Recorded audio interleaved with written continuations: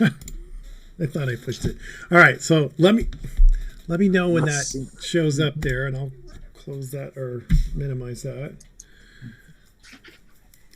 And there's I see Mark. Hello, Mark. You're disguised as Aaron, but I know the face. He's Aaron in name only. Yes. Okay. That's true. It looks like you're showing your not the meeting. You're showing the application. There you go. Okay. Does it look good, Jim? I can see you. Okay.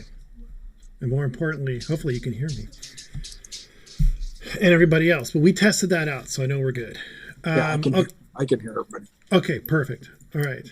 Well, let's go ahead and call the meeting to order, and we'll just recognize Erin Blue Canoe when she shows up here, since she's running a little late.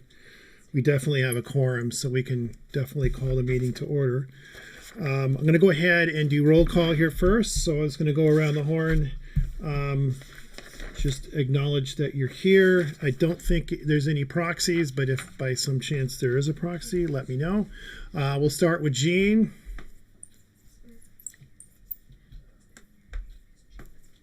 I think you're muted, Gene. He is muted. Has a green shirt. You have a green shirt on, Chris? I do. Yes, it's St. Patrick's Day. So Gene, I didn't hear you. I think you're muted. Your mic's turned off.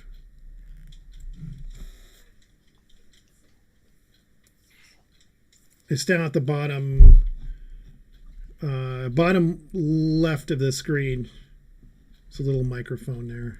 Or Alt A. Or Alt A, thank you. Or the space bar. That's my favorite one. The space bar, okay.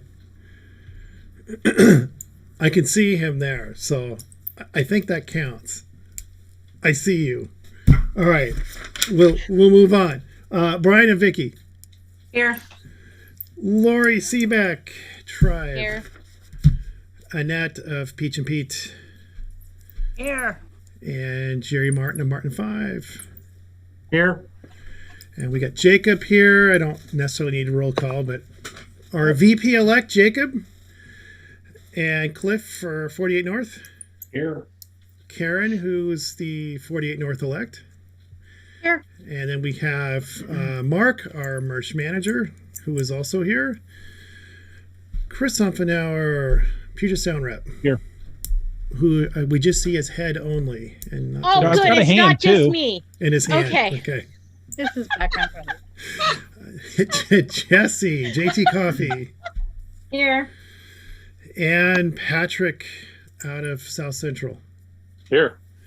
Okay. We also, just for the record, we do have Jim Terrible Tees, who is handling our YouTube lackey, who is checking for any questions that come in from outside of the meeting, since this is being live casted over on YouTube, as we always do.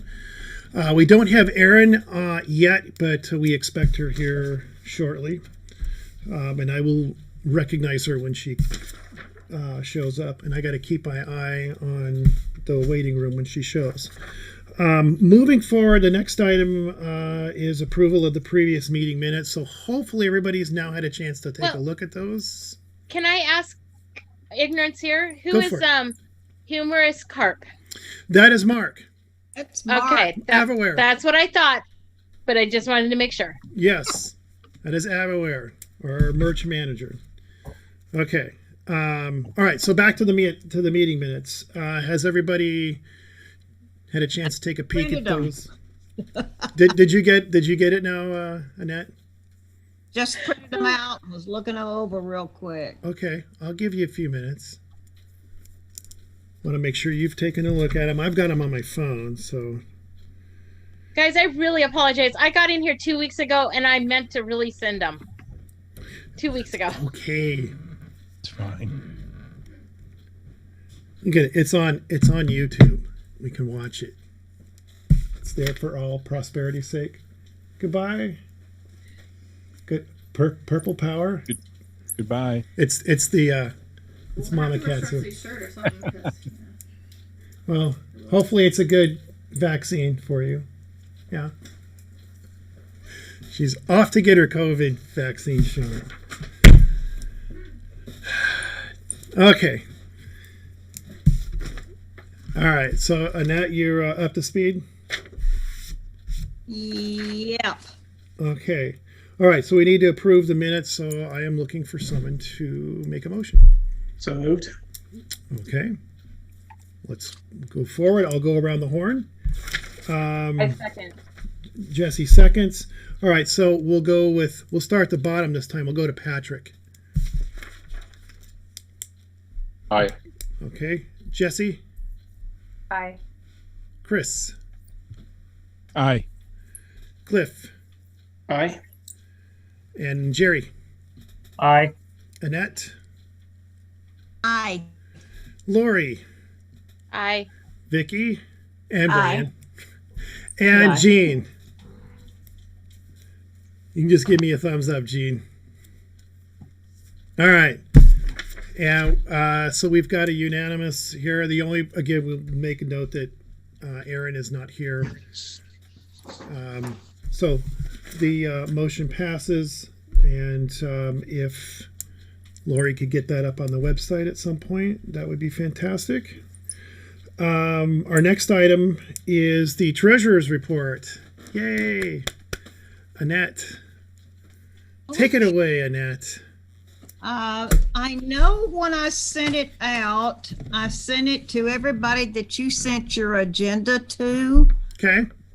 I don't know if our new people were included in that. Probably not. So why don't you, if you can send that to them off after the meeting, to Okay. both Karen and to Jacob. What we can do, I think, if you have the ability to do this, and I'll change the security settings here so that you can share screen.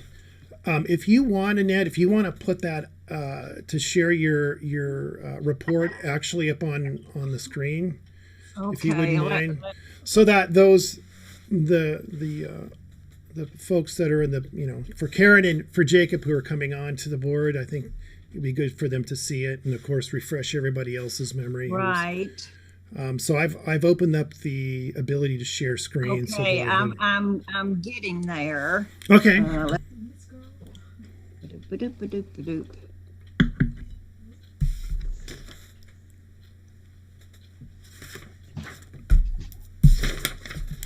It goes. Okay.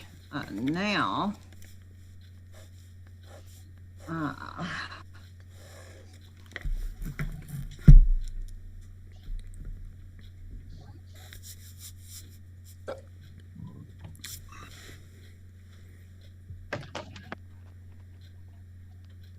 All right. Can you see it? I see the spreadsheet that says 3/17/21 treasurer's report. Well, I Yeah, we- opened up the spreadsheet.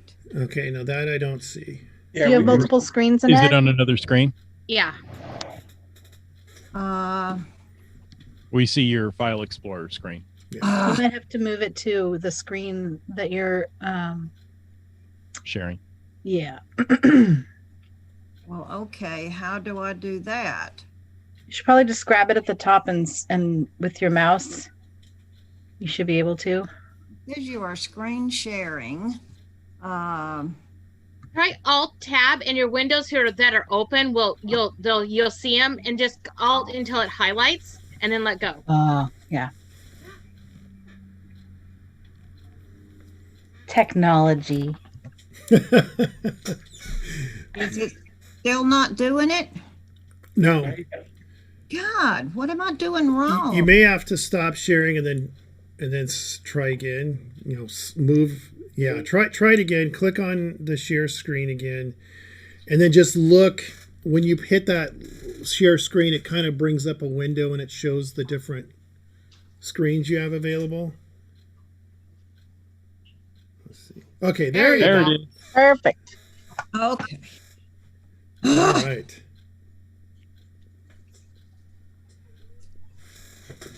All right. So We are in great shape financially. The last couple of Spot the 8 things have really propelled us up to a nice sum of money sitting in our coffers, saving it for when we have something big coming up, which we are assuming that we will next year. You can see that the starting balance was the last report I gave you in January, 11,175. We had during the months of January and February, that's the 2 months that are included in this report, are the calendar months of January and February. We had membership of $1,560, and I've got to figure out a better way. Chris, that report that you sent me, that long report, I've got to figure out how I can sign on and get to that report. Because what I'm looking at on Stripe, I can't tell what's merchandise and like what was Spot the Ape. And so therefore I couldn't break it down to fundraising and merchandising. So I just put it all together. We'll have to do, what we can do is like a separate Zoom, you and me, and I can. Okay. That's all embedded in our website under the reports section there. Yeah. So okay. Yeah, we can do that together. Right, thank you. Yeah. And so that was 11,916.25 for a total of 13,476.25. So total income for those 2 months was 24,651.71. Then the expense, we paid for the Ape sequel coins. We had already paid for the previous expenses associated with that in the previous report. We paid the Washington Secretary of State. So it seems as though last year when I came on board in April and Pete passed away in late April, and I thought Deb had taken care of the Secretary of State thing before she left office, but she did not. And so therefore, we lapsed for a short period of time. Mm-hmm. I got us back on, and we are good with the Secretary of State until I think it's April of next year.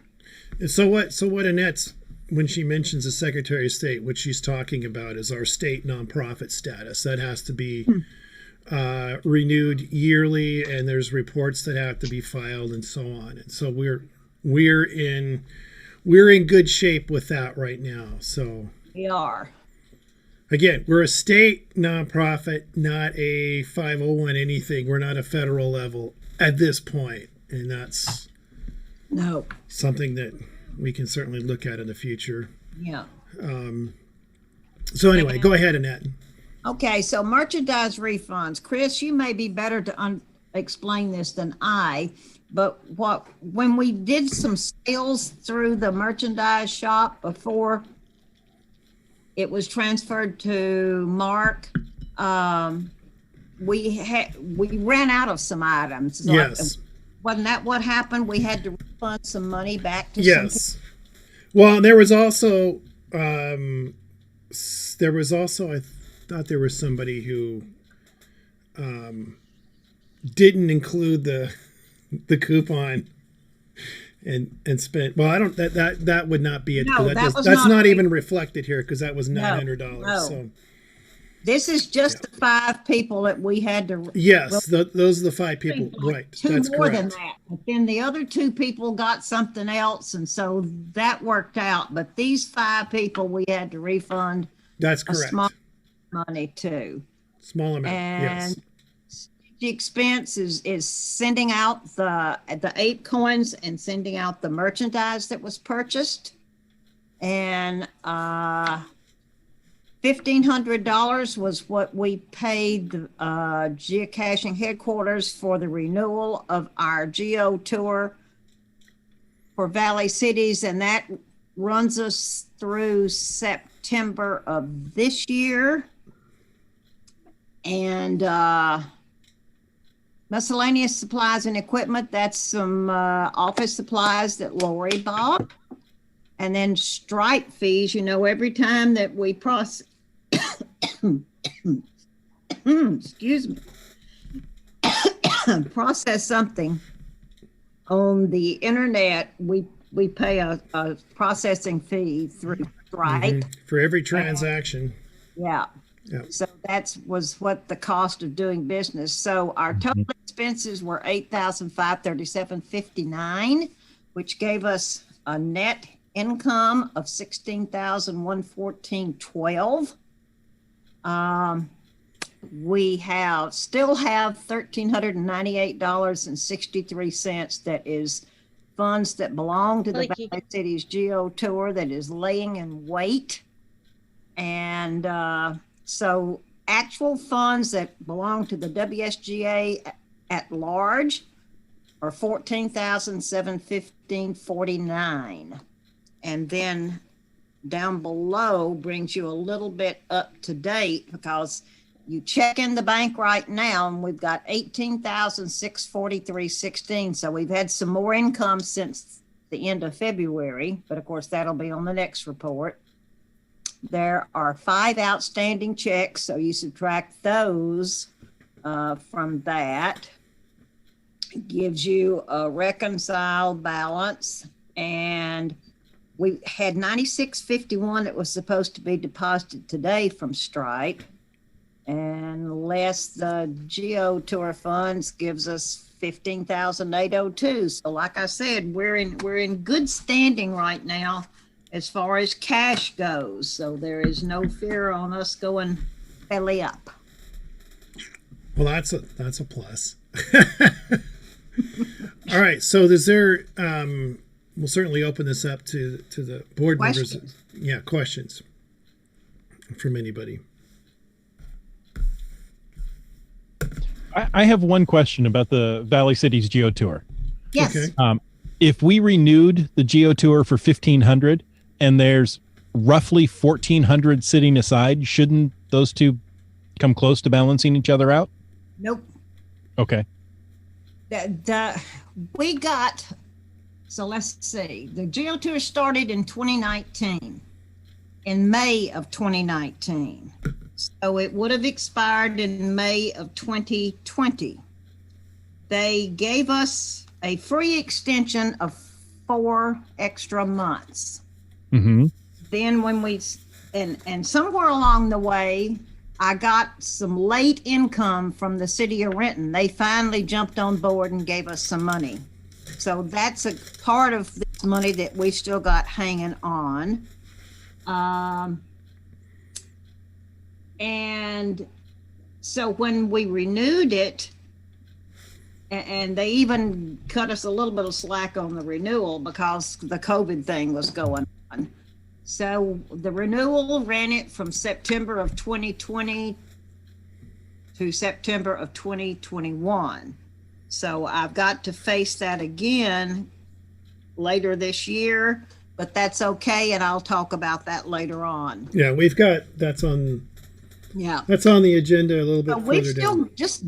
we've got some money. We've still got $1,398 that I can use to help pay for some stuff besides the funding that I'm going to get this year.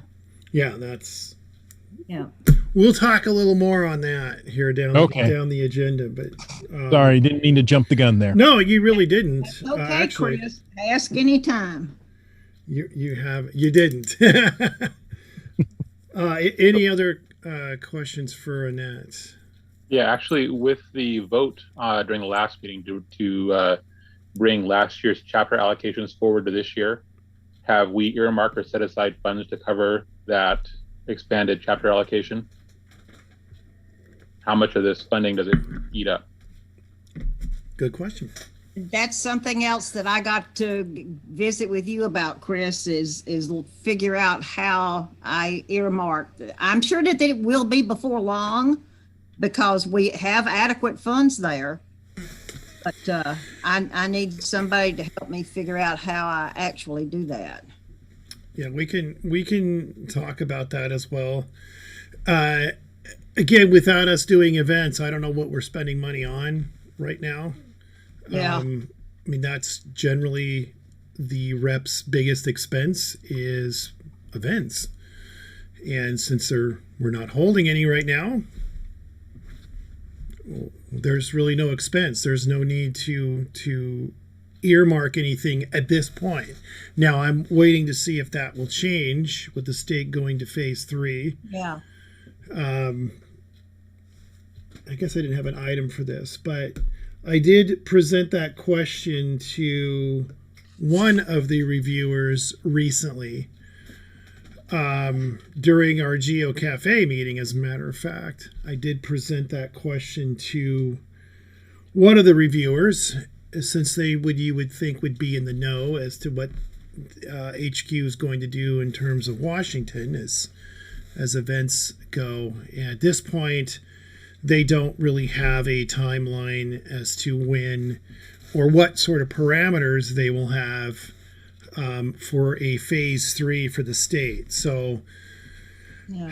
I don't think they really have had any discussion on that as a group, as sort of the take I got from that. But, going to phase 3 means there is that potential for small events to happen. Obviously, I don't see mega events happening, but I do see small chapter-like reps potentially happening, or chapter events happening. So, we'll have to stay tuned on that, and I will continue to kind of check with HQ, particularly the reviewers, on that issue to see where we are. I'm sure all of you reps would love to do events. I know I would love to hold one. But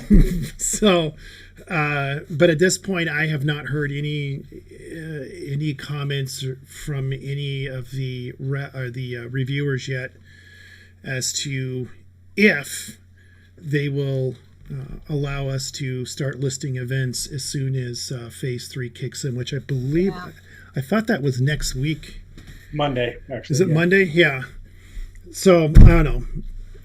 Stay tuned, and obviously, if I hear something, I will email everybody and let you guys know as soon as I hear something. But I would imagine if they do, it's probably going to be outdoor events only. I can see them setting that standard, so CETOs and that sort of thing, or outdoor events like a picnic shelters or those sorts of things. I could see them potentially doing that and limiting to say no indoor type events. So, which would be nice. Hey, I'll take that. They want to throw us a bone. I'm all for us doing something like that. So, and the timing wouldn't be too bad with the weather getting better and people wanting to do more outdoor stuff anyway. So, we'll see. We'll see what they do. So just stay tuned on that, reps, and I'll let you guys know as soon as I hear something on that issue. Hey, Chris. Yes. So Idaho's in stage 3 again now, and I had emailed Ice and Wind, who's the primary reviewer for Idaho and occasionally crosses borders to Washington. And Idaho can have regular events and CETOs, and that there's no restriction for being outdoors.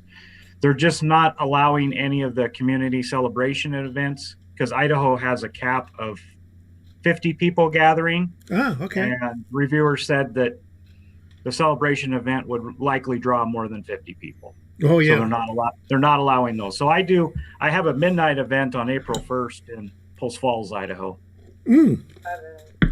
Okay. Well, it sounds like Jerry is the only one having events, I guess, at this point. But that's promising, because if they're doing that over in Idaho, Ice and Wind does list both events and geocaches here in Washington. Yeah. So maybe, his expertise with Idaho, he might be able to get the other reps here, or the other reviewers to maybe come up with some guidelines. I mean, I think those are pretty fair guidelines, but we're talking about 2 different states, and I don't think I've really heard any official word from the governor's office exactly. I know we mentioned things about sporting events and other things, but I didn't hear anything about specifically about public gatherings that were not related to things like sports. So Yeah. I don't know what the parameters are. Is it 50 people? Is it 25? You know, phase 3 in Idaho is going to may not be the same in Washington. So Yeah. it's, I think they may be waiting for some clarification from the governor's office too, and that wouldn't surprise me. Well, technically, geocaching is a sport, right? Well, I mean, yeah, we can play that card. Maybe we can make it an Olympic sport. Oh, well, there you go. I think that's a great idea. Can you just see that? Competitive geocaching. I think that would be fantastic. But anyway, well, as soon as I hear something, and I'll be pinging our reviewers and just saying, hey, look, we got to do events. That's what we do. And if we're going to phase 3, we need some direction. So stay tuned on that. But Jerry, I think it's great that you're doing something in Idaho on April 1st, huh? Don't know if I'm going to be able to make that one.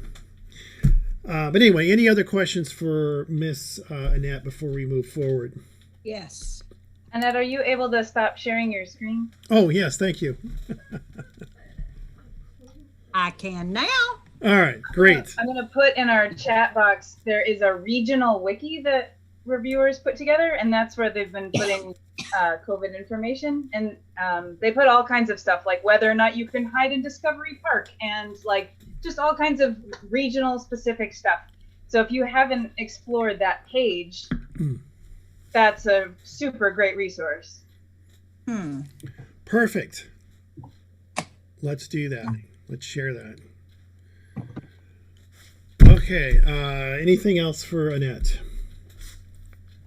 If not, we're going to move on to Miss Lori, Madam Secretary. She's going to talk a little bit about membership report, if she's ready. I think I am. All right. If you need to share the screen, you may do so. I've got that open. No, I don't. Unless you guys see it. So what I played around a little bit, and I'm not sure if this is what Chris was thinking, but I found a report that, well, I guess I can share it so you guys can see if this is the right one. Can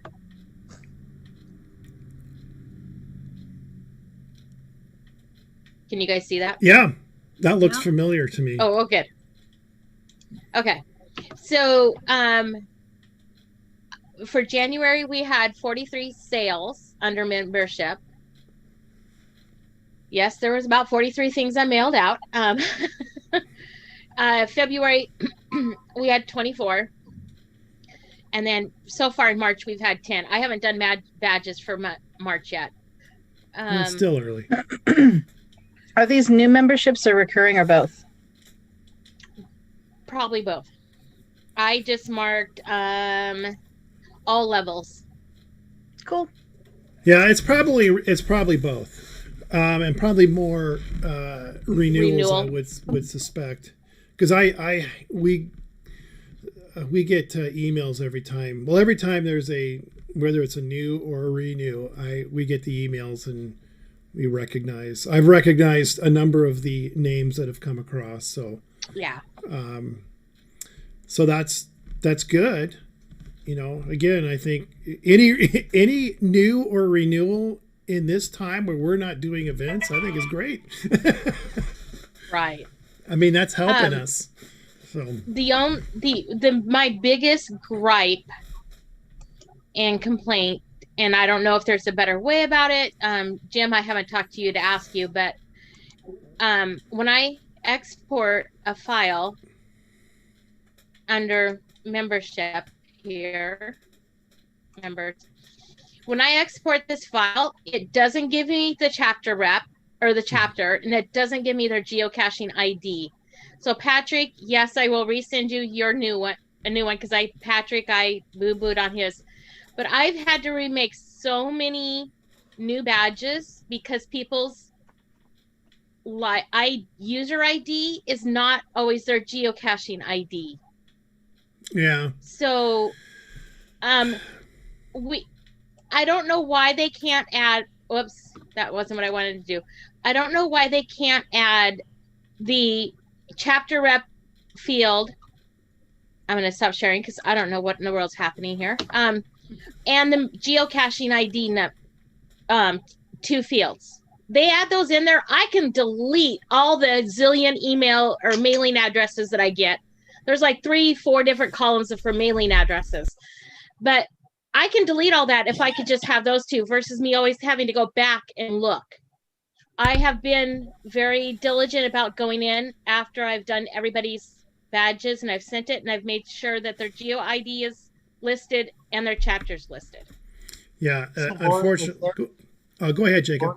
Is there a user form for that at all, where that could be filled out independently or sent as a separate message? When a person goes on there and either renews or if it's a new membership, the sign up screen, if you will, for that, and I think it has all that information on it. What I'd have to look at it again. So I don't remember if it specifically says, please use your geocaching. I think it does. Please use your geocaching ID as your name on your profile name on our website.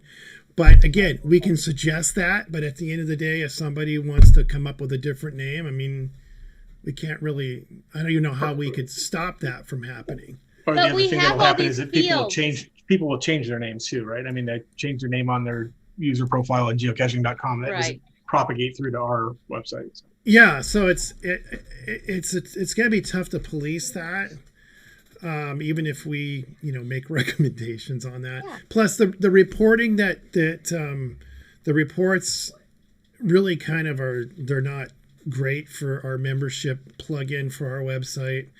I have monkeyed around with that so often. The spreadsheet you get is just it's very time intensive to clean it up and get rid of the stuff you don't care to see. And a lot of it is if I know the person, or if you have to look at their address and go, oh, well, they live in Quincy, or they live in Yakima. Right. That means they're South Central. If they're Quincy, they could be South Central or they could be Cascadian. I mean, it's just that kind of nonsense. So it's. And then more recently, because of Snag and we also get people from like New York, right? So right. Then you get somebody who's an out-of-state person, or they want to sign up, which we have. Then you we have a good handful of out-of-staters. Yeah, so you have to go. Okay, well, where am I going to put this person? They live in. So what I do is I rotate each month or each batch. If somebody's come in and they're new, because I keep an Excel sheet and everything, when they're new. I just start rotating and going through the different chapters, and I put people in a different chapter, to share the wealth. And if they're in neighboring states or provinces, that's one thing. Yes. So if somebody's in BC, then they really should be in 48 North. Exactly. Or and if they are, I do. If they're over on Vancouver Island, okay, put them in OP because it makes sense, okay? Yes. They're likely living in Victoria. That's a ferry ride across from Port Angeles. That's No, absolutely. I do that if they're neighboring, yes. But when they're further out, yes. I just rotate chapters. And that's just so y'all know. Fair that everybody gets a piece of that pie. Because ultimately, what keeps a chapter solvent is they have to have 10 or more members. Right now, that's not a problem for any of our chapters. But, hey, an extra member here or there helps. So, it all adds up to some of the allocation dollars too, right? So right, and there's that too. Exactly, Cliff. So there's a number of things that play into that. So yeah. When you go through the registration form, you actually get asked the account details, which creates the WordPress account for the username. There's a separate field for your profile, which is your name. And then there's a separate field for your geocaching ID. So there's actually 3 different locations that ask for some type of name. And I know Lori corrected the issue for my wife and I when we had a problem with it this last year, because we get 2 tags printed. I didn't happen to know too. I mean, the other thing that I can think of, is it possible to send out a confirmation email with what the tag would look like and just tell people they have like 7 days to confirm or make changes? Otherwise, it gets sent out automatically. But normally when you order your renewal, you go into the membership store and you order that, it tells you that if there's anything special or any names you want to put on your family badges, to put that in your order in the comment field. But now I don't see that report, and that's where Mark has to come in and he has to send me an email saying, oh, by the way, somebody ordered an extra badge. And then Gotcha. I was going to talk to Mark about this, is then I have to go in and look in the orders to find the shipping PDF, which Chris helped me with that, to find out what the names are. So so I'm going to show this here as soon as I can get this thing to log in. But here. my request is just add geocaching ID and chapter to the report. Why can we not do that? There are fields there. There are fields that they have to fill out. Yeah, it's again, it's the reporting program that's part of the membership plugin for our website. It's not, trust me, it's not the greatest. It sucks. But it comes down to all those plugins have a $sign attached to them. Every single one of them. So if we want to go with a better program, it's going to cost more. And then there's our annual fees for our website go up. So, but I can work with you on that. It's time intensive. I wish it wasn't, Lori. Yeah. But Patrick's suggestion to Lori might be a good idea, to check with the people before you mail them out and then have to redo them again. Yeah, and I think that just a quick email may not be a bad thing. Hey, sending a screenshot of what the badge is going to look like. Is this okay? There's probably a couple of ways to confirm that. So you don't have to go and waste resources and have to go and redo the doggone badge, and then and there are some that I've looked at them and I'm like, I don't think that's right. And I've emailed them personally and said, hey, what's your geocaching name? And so one thing I did, I think in January, I emailed everybody that I was renewing and I said, please confirm. I'd have to find my email, but I'm like, please make sure you're send me your geocaching name that you would like on your badge or something like that. Yeah. And so I can do that. I could do it like a generic one to everybody and say, please confirm your email. Yeah, I'll figure that out. I'll just say I'm getting ready to send your badge out. This is the information I have that you submitted on our website. Does this all look good? Yeah. And then just please reply as soon as possible so I can get your badge out to you. I mean, they're just, people helping each other out, right? So. Yeah, and I have a book that I keep detailed notes in because I know my brain well enough that it's. Hey, whatever helps you, right? Whatever helps. Okay, does anybody have anything else for Lori on the membership report? As if not, we will move on. I don't see Aaron yet. We'll move on to the chapter rep check-in. See if there's anything going on out there. Sounds like Jerry's got something going on, of course, in April. Is there anything else going on out on the IE there that you want to add? Yeah, the April event's my personal event. It's not a chapter event. But I am hoping, if we do have a vice president that lives over in this chapter, to have another Meet the VP event. So those who have not met Jacob can come on out. I think most cashers around here that are active know who Jacob is, but since we did one for Deb, I think we should do one for Jacob because I think he'll be willing to attend an event in the IE chapter. Well, seeing as though he lives in the IE, I should hope so. Yeah. Yeah, we could figure something out over here.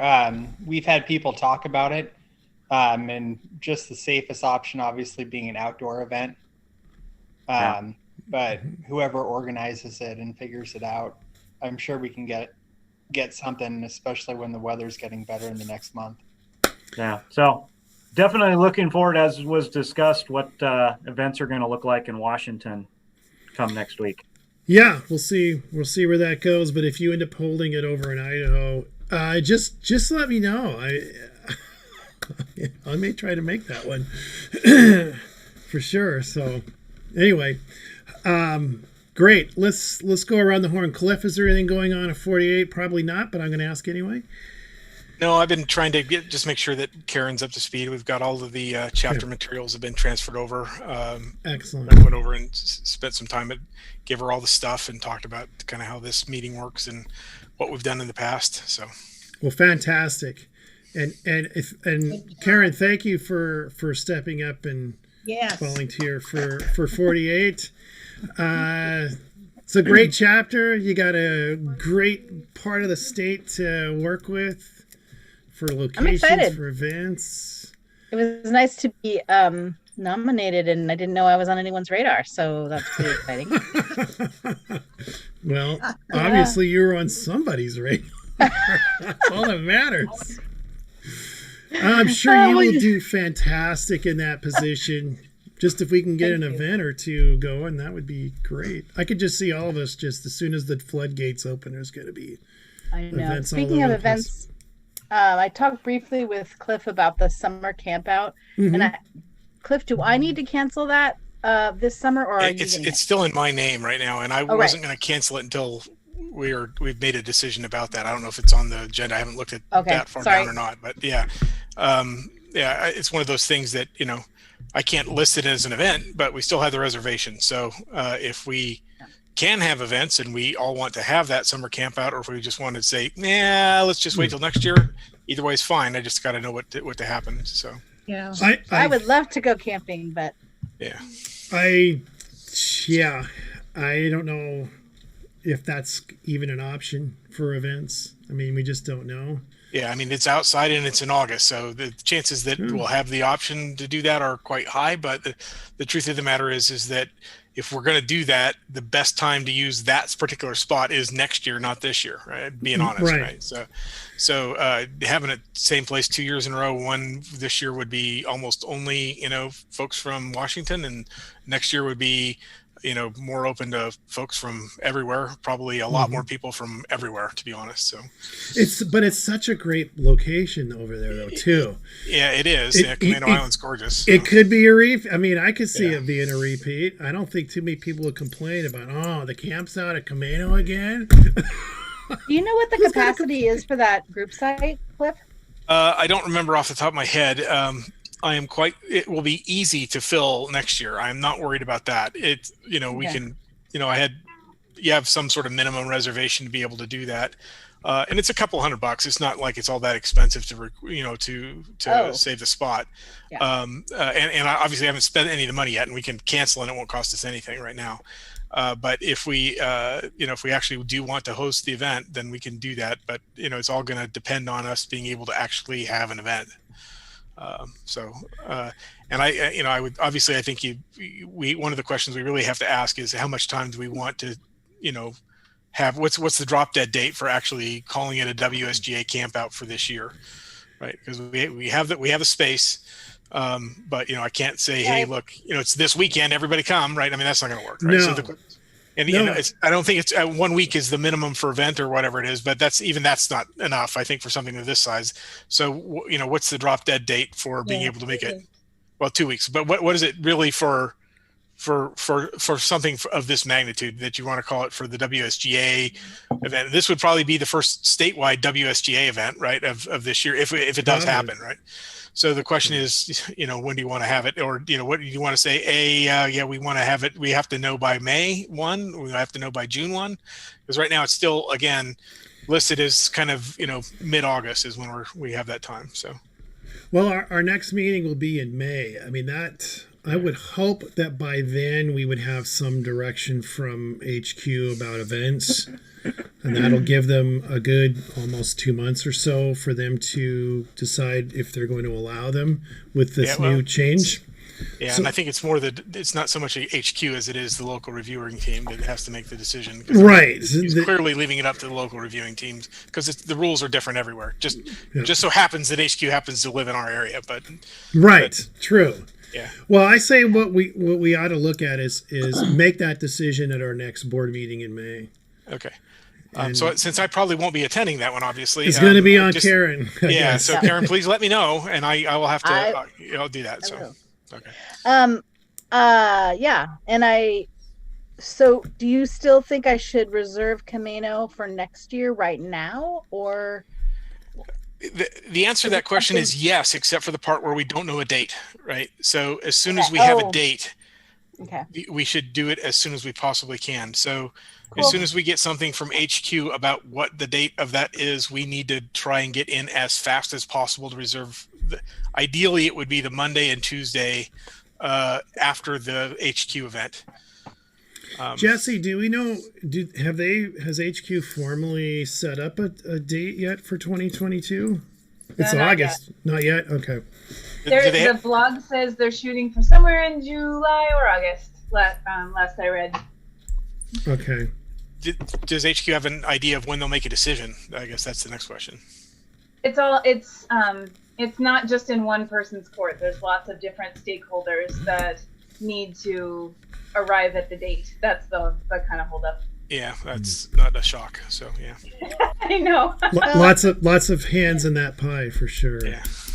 As soon as we know, I can reserve it, and if for some reason Camino isn't available, there are some really other awesome group campsites. There's one off Highway 20 that is that Razor?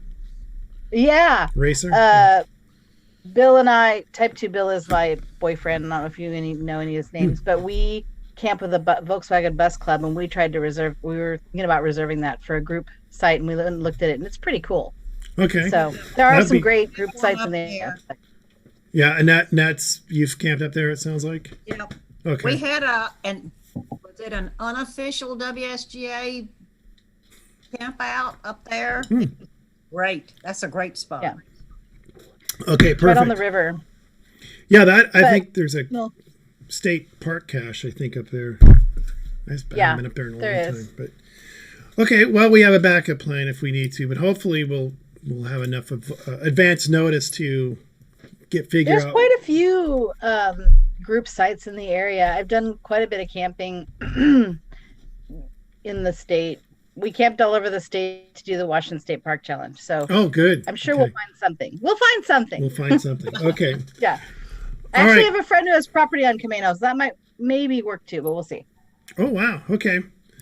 Great. All right. Well, we'll need to stay tuned on that. And obviously when we get a date for the 20th celebration next year, then we can hammer down and get those reservations.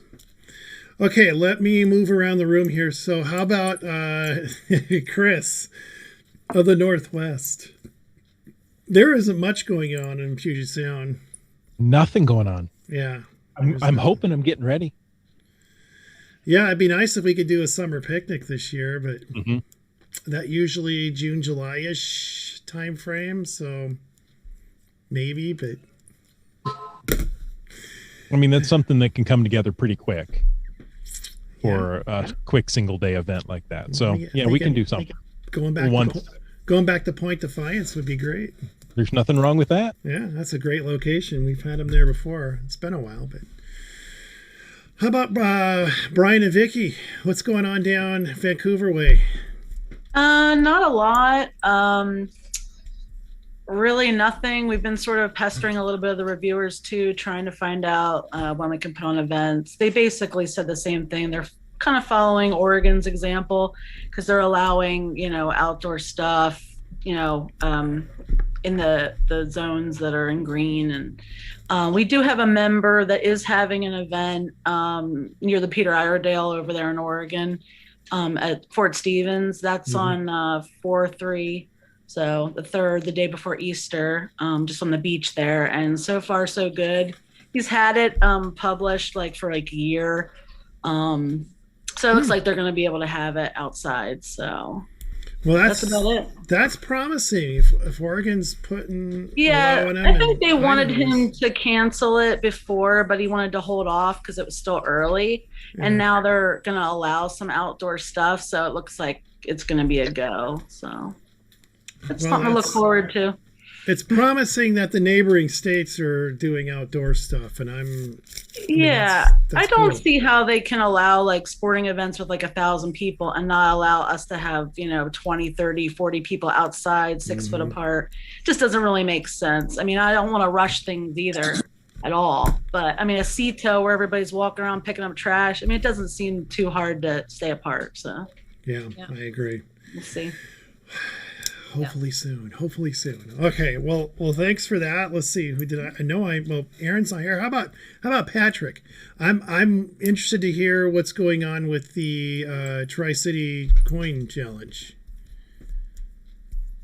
Actually, right now everything is just kind of on hold, waiting and not really moving forward. So they haven't formally canceled anything yet, or just hanging. Nope. Okay, well, nothing's been canceled.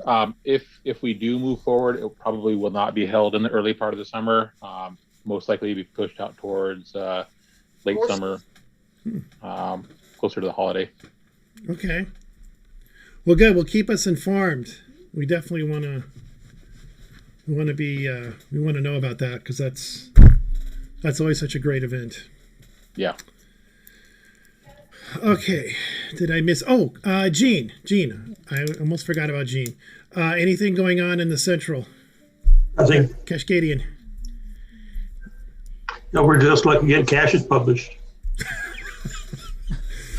Hey, sometimes that's a problem at times, but I haven't checked over there lately. I know SPNS fans put out a bunch along a frontage road along I-90 there. He's got from Richville to Kittitas. Yeah. Yes, I've been eyeballing that one for a weekday run. It's 35 caches right there that you can just power through. So I'm kind of itching to go over there. I had a cache just put out here last week, and you ought to see this exchange of emails between me and the reviewer. In fact, they even conferred with another reviewer before they got it published. Oh, is that right? Oh, wow. I may have to put that one on my list. Where is this cache? Wenatchee. Oh, okay. It's may the force be with you. See, I put it out as a multi, and they said it had to be a puzzle cache. Yeah, the reviewer notes is just I think we had about 10 or 12 during those exchanges on that thing before it got published. Oh, wow. Pardon me for interrupting. Chris, can you let Erin in? Oh, thank you. Thank you. Here she is. I was not paying attention to that panel over there on the side. Hopefully she didn't have to wait long. Hey, I see she's connecting here. Get her on here. Hi. Hey, Erin. Hopefully you weren't waiting long. Like 15 minutes or so. Oh, geez. Okay, sorry. Okay. I'm gonna just. Thank so sorry you. about being late. That's quite all right. I'm sorry I made you wait there. So, well, we were just going around the chapter reps and asking if there's anything exciting or anything interesting going on in the chapters. So your timing was kind of good, because I was coming to the OP and you just showed up at the right time. So is there anything going on over there? Well, I know I wasn't here for the beginning of the meeting, but I heard that they're allowing groups of up to 400 people as long as it's an outside venue. Correct me if I'm wrong, but that's what I've heard. 300. So when was it 300? Yeah. So when is headquarters going to allow us to start doing meetups? Well, we were talking about that a little bit ago, and at this point there has been no real directive yet. I don't think they've really have their parameters down yet for what that will look out like, but it definitely sounds like both Idaho and Oregon are having some sort of limited events with strings attached kind of thing. So I think that's a good sign if the neighboring states are doing something. That really means that our reviewers should be hopefully putting something together in terms of events. So I'm sure because I cannot wait. Well, you're in a very big line of people that can't wait for an event. So we're all itching to do an event. So yes, I think it would be a lot of fun to do an event for like when they say that we no longer have to wear masks.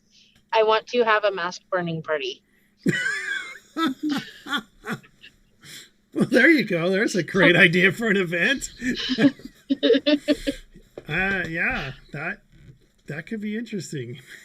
Just find a city park, or just throw them in the barbecue or the pit, the fire pit, and that could be a lot of fun.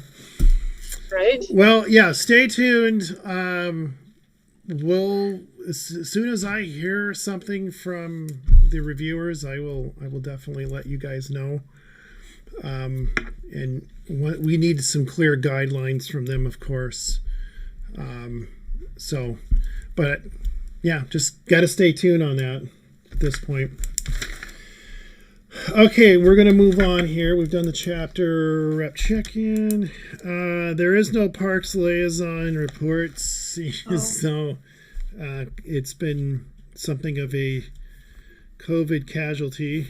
We're not really seeing a lot of activity with the parks these days right now. And outreach is really not happening too much either. Again, I think that's another COVID. I haven't heard anything back from Fife yet, so I don't know if anything's going to be going on there or not. Yeah, that would be interesting if they want to somehow get involved with a tour or something. It's going to have to be up to them, but they should have our contact information. Yeah. So at this point, I don't think we've got much to talk about on outreach, so we can go ahead and just cross that guy off too. Yes? I was just going to say, I wish I could say that I had something to do with this. I had absolutely nothing to do with it, because even though it happened in the 48 North, there was a release of 140 different lab adventure spots on Camino and Whidbey Islands recently. So it's all done with Island County Parks, and it's all adventure labs. And I've done a few of them. I know a lot of people have done a lot. The ones that I've done have been quite fun. So anyway, they all seem to be pretty well done, and they're, unlike some places where it's like, that wasn't kind of interesting. Wish these people knew a little bit more about geocaching, or wish they would have talked to somebody. These seem to be done pretty well. So at least the ones that I've done.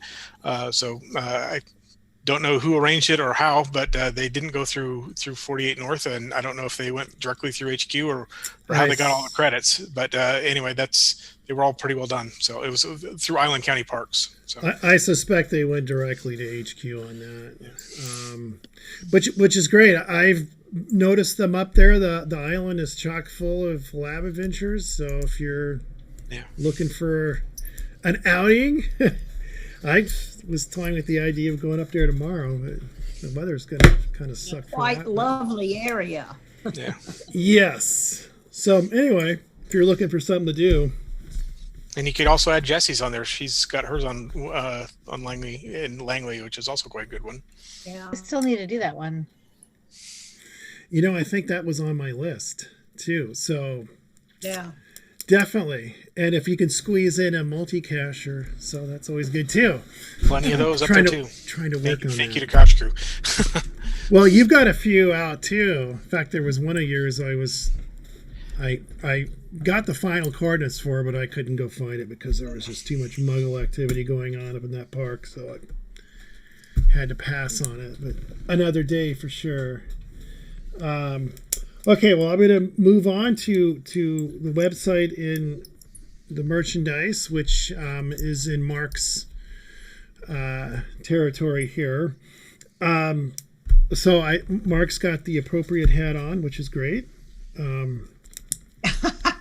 Little luck of the Irish here. I don't know if you guys saw Mark's email. Well, before I get into Mark's email, I think first we'll just let, if Mark wants to add anything about merchandise.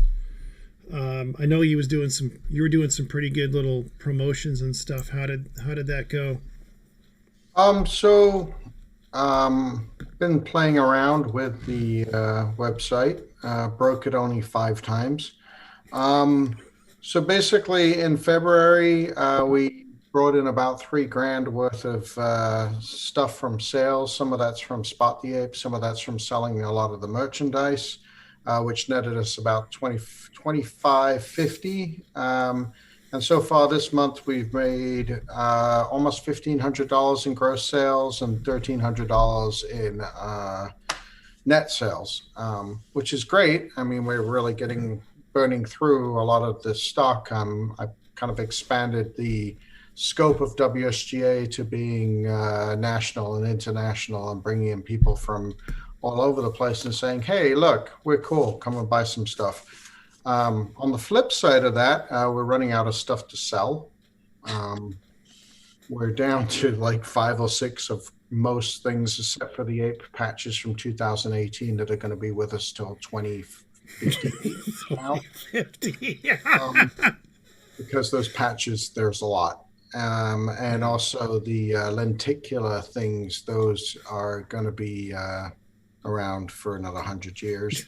So, other than those 2 things. So that brings me to my next point. I have 5 points. My second point is there is a questionnaire that all of you ducked and didn't answer. I've put it in the chat so you guys can answer it now as to what you want to see for merchandise in the future. And only 2 people have responded out of 400 so far. So that's a pretty good rate right there. I mean, we're looking at probably, what is that, like 0.125% of the population. But anyway, if you have any suggestions, whether you want a WSGA scarf or more trackables, I put some questions in there, and I would appreciate it if at least one of you, I mean, everyone else can take 3 steps back and one of you answers, and see what you guys can do with that. The second link I put in there, fresh from Mars, is if you want to log the trackable from Mars. That's now available. I don't know if everybody knew that. What are you doing, Jesse? Stop that. It's a NASA shirt on. You have a NASA shirt on? Okay. Yeah, it's a NASA. It says "Give me space." All right. I thought you were celebrating St. Patrick's Day or something. Okay. No, I've moved it. I'm out of this world. Okay. So anyway, that is in there. That is now available. Anything that's trackables, I consider merch fair game. So that's in there. The loot crate for you guys all over the place. You guys need to tell me what you want, or somebody needs to let me know how we're going to divvy up that stuff. I've got patches. You guys can have patches. You guys can hand out 2018 8 patches if you want. Got hundreds of those things. So we can do that if you want. The last thing which Chris kind of brought up is this. I sent an email out so I don't know if any of you know, but it's the 20th anniversary of the Ape Cache this year, or the Project Ape Caches this year. So spoke to John Stanley, the owner of that cache. I've spoken to HQ preliminarily, and spoke to Cash Advance about making a geocoin celebrating the 20 years of the Ape Cache, and also maybe making one of those versions a member cache, a member WSGA member coin version, cash coin, same thing. I sent you guys some some preliminary artwork, and it'll be something that WSGA I think is right up their alley, since we're very involved with the ape cache that's here at least, and we can kind of focus on that ape cache. It would be a fairly good fundraiser, problem solve the idea of doing a member coin for this year. It's a pretty cool idea, I feel. in being that it could be like it's going to be kind of a Suncatcher kind of coin that's based on our 2018 thing. So anyway, I'll open up the floor to what people think about that. Secondly, the schedule is going to be very tight on this. July 18th. So basically HQ is going to say, hey, everybody can do events, and then we can do event July 18th, right? Kidding. Anyway, basically what's going to happen, is we would have these out probably by the 1st of July, which means that we have kind of a tight schedule and looking at, okay, are we going to approve the funds to do this thing? I'll pull in partnerships with Cash Advance to do this thing in Cash Crate. Can we get an HQ version going? I will coordinate all of those partnerships and stuff like that. I've already got Mountain Bike John Stanley on board, the cash owner. And so this could also double as our member coin for those, and maybe we sell another version in the store, and maybe we have a volunteer version for all of you cool people who like WSGA. So anyway, lot to unpack right there. I sent you guys an email earlier today about that. Any comments, questions, concerns? No way, Avroy, you're not doing this? No, Mark, I think this is a fantastic idea, and I think we would be crazy not to, since we celebrate the Ape Cash every single year, well, with the exception of last year and this year. I think it would be crazy for us not to have some sort of celebratory coin to honor the 20th anniversary of that wonderful cash. And I love the artwork that you've presented to us. We had some options of some of the different Suncatcher colors, which I know Gene and somebody else had commented on. I can't remember who it was. So I think that's a great idea. And if we can somehow, and I also like the idea of making a member coin born out of that coin in some way. So maybe something on the coin that says, Washington State Geocaching celebrating 20 years of the Ape Cache or something along those lines. Because I think we could use that design and make it something special for our members. Those are my thoughts. What do you all, what's the board think about that? Go ahead, Jesse.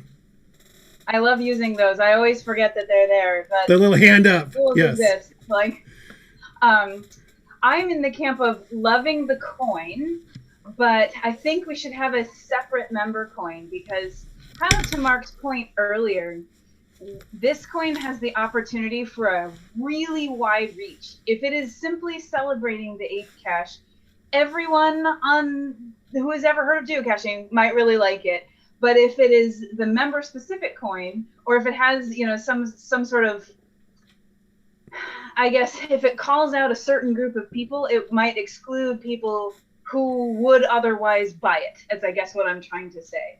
So I think if maybe even having some sort of member exclusive opportunity to buy it before others can or something, I can see that as a possible pathway. But I think for me, the WSGA member coin needs to be about the WSGA. And not to say that the Ape Cache isn't about the WSGA, but I don't think we own, so to speak. Obviously, we don't own it, but I think it is. It's not super encompassing of the whole state, I guess, is my thought on that. But I'm all for making this coin. I think we should make it and sell the heck out of it. I think that it will be widely received and purchased. Yeah, I think so. Especially, if the coin is very specific about celebrating 20 years of the Ape Cache. What ape coin collector is not going to want to get their hands on at least one, if not more? I agree. I think it's going to fly. Yeah, go ahead, Vicky. I just wanted to add that I think the member coin, I feel like members would be more excited for like a Washington coin because didn't we just do the ape as a member coin this year? It just seems like we're getting away from the WSGA and focusing more on the ape, which I like those coins. I wish they had a little more. I mean, I like the window, and I totally get it. I'm a big Planet of the Apes fan, but I'd like to see a little something else in it. It doesn't, like, to me, it doesn't scream ape. But I really like the coin. The design, the colors are really nice. I just wanted to mention, I just think the members would appreciate a more Washington coin, in my opinion, just because we just did it last year. We do have some really nice artwork from you, Vicky, that I would love. That's not why I said that. No. It's totally not why I said it. No, I know that. But that little car would make a great coin. And it has Washington, stuff on it. I think that would be a great coin. And well, also the other thing is that's another thing me and Brian were talking about is, we never knew that you guys had ever opened up like art submissions for coins ever until you specifically said, hey, do you guys want to try it? And I think there's plenty of artists, in the WSGA who would love to try their hand at designing something that, maybe you can be more open about it so that more people can hear about it. Because like I said, we've never heard about them. Yeah, like a contest, submit your design. I just think that would be fun for some members to try their hand at designing, because there's plenty of talented people in this state alone, Oh, that's true. Yeah. But it's more about, being as a member. I got an ape membership coin last year, which I love, and we have a few different designs of it. I'd like to see, a different coin for the members, or a specialty coin for the members. No, definitely. We've actually opened it up for artwork for the things, and that actually fell flat on its face. But we did. Yeah, no, I mean, I totally understand that. I mean, doing a Total Washington, can you send me any artwork that you do have, or what Chris is alluding to? It's not so much about me having artwork. I just, I see some amazing, people just doing all kinds of stuff, and I just think that, maybe the members would enjoy trying their hand at even putting up ideas for a unique coin. We've only lived here 5 years. I don't know everything about Washington State. So, some people lived here their whole lives. They know more than me. Okay, I'm going to go ahead and share that. Whoops. Let me get to the right screen here. I got too many things open here. Let me share this, what I was alluding to earlier here.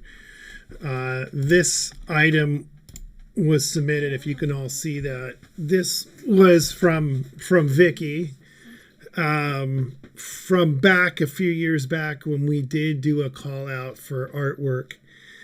And I thought this was really, we did a contest, and we had the BCGA president, the British Columbia Geocaching Association president, actually pick. I think we had 3 different art submissions when we did a call out to the chapters for coin art. This was one of the ones that did not get picked. I was kind of bummed on that because I wish it was picked. But I think it was Brian's art submission that did get picked. So it was all good. We got to one of our board members designed to become our coin. So this is the one that I really wish would have won, because I thought it would have been a great coin. I do have a question. In the past, how long did you give people a chance to submit the artwork? Like when you announced it, how long did they have to do it? It was I can answer that. We posted it on Facebook and Instagram. We did not do a member email, but it was a social media push, and it was a month space that we gave. At least in my frame of reference from doing social media, it was a month. That's a month sounds good, but not all of our members are even on Facebook. We have elderly, older people who aren't that tech savvy, that might, just get an email, who might submit something. I'm just saying, there might be other people besides social media, definitely, that might be interested in doing that. But I think this would be a fun WSGA one. I mean, it has, right here in the middle, it has the Washington, the plate, the license plate, and I like the fun little stickers on it and everything. I love that the Sasquatch that says "Believe" on there. Yeah, that's an awesome. I mean, this thing for Sasquatch. This would be a fun one. Have the little tires on there. But anyway, I still hung on to that because I was hoping at one point in time we would actually make a coin out of that. And that would be kind of fun. Be much more fun than, you know, a mask that says WSGA, a mask coin. Really? So anyway, I think we should do a separate member coin, not anything to do with the ape. And you know what, Vicky, we could take your idea and throw it back out to everybody again. I think, you know, we like to have the coins out September, October-ish. So this is the time to get submissions from, you know, artwork submitted. And, you know, we can plan, you know, we'll have the board vote on the design, the winning design for this year's coin. So we can, I don't see why we couldn't go back to that and, you know, encourage people from, and I think we'll encourage people, you know, members to present an idea. It can be drawn out on a cocktail napkin. It doesn't have to be formal. Just something that sketches out the idea of the coin, and then we can turn it over to a designer who can take that idea and run with it. So I like the idea of that contest too, because we've had that a similar scenario locally for a coin produced here in Spokane. And the favorable part about that is you get to see what people want to have put in for input. So even if the exact winner isn't chosen, you could add 2 or 3 other elements from the other people that put input. And then locally, we just had a graphic designer that was a friend of a friend. I guess you'd call render it, or take the sketch and actually work with them to produce the finished image. And then, of course, if you find somebody that can do that based on what Vicky's saying as far as talent, when you open it up, somebody produces it, and then you don't have copyright issues or anything related to like having to use stock images because somebody's offered to create it for you. That's a great idea. I like that. Well, if the board's okay with that, I think, you know, we can get a shout out. And could I make a suggestion? I think we really need to put a timeline on this as to, like, you know, if you want to have coins by September, say, Mark, what time do you need to be able to actually have the board make a decision in order for the coins to actually get there? September, we're looking at probably, we've got a couple months, you know, 8 to 10 weeks of planning something, going around, and then putting something, you know, then putting it through the mint ringer and making an actual coin. So there's some time to do that.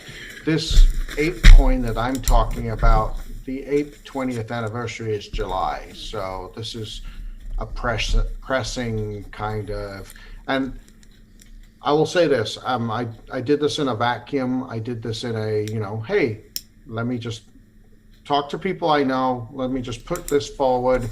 And I think it could be a good fundraiser, definitely for the club and get the club out there and stuff like that. Originally, I was like, oh, it's the 20th anniversary of WSGA. That's amazing. We should do some cool stuff. And then I realized it's not the 20th anniversary. Next year's the 20th anniversary. So we should talk about that as well. But I mean, then I found out that the Ape Cache is 20 years. It's the Ape Cache. Well, we have doing that. So, and we have a close relationship. If it's not the member coin, then that's, you know, I'm totally okay with that. And I don't get the sense that there's any problems that anybody's raised with. Like, we should absolutely be going forward with this as a fundraising coin, right? I think that's, everybody likes the idea. I think it's a gorgeous coin in that sense, and I think it'll sell well. The idea of saying, hey, look, if we just do another coin that would be, something that would be, maybe brought on by members to be able to do that. We know we already have one suggestion that that's there from Vicky's. We have at least one, right? Mhm. We have that for a start, and others may or may not be interested in being able to do that. We can certainly put out a social media push and do a direct mailing saying, hey, we should do that. I just wanted to make sure that we gave you enough time to be able to say, okay, if the board makes a decision, you still have enough time to make the coins from that, right? So that's what I didn't want to put you in a box there. So thank you. Yeah, we have probably about 8 to 10 weeks, so 2.5 months to put together a contest or put together some ideas with that kind of stuff. Well, I think what we could do, Mark, is is we can get the email out to the members. We'll do both. I think email and social media both, so we cover all bases.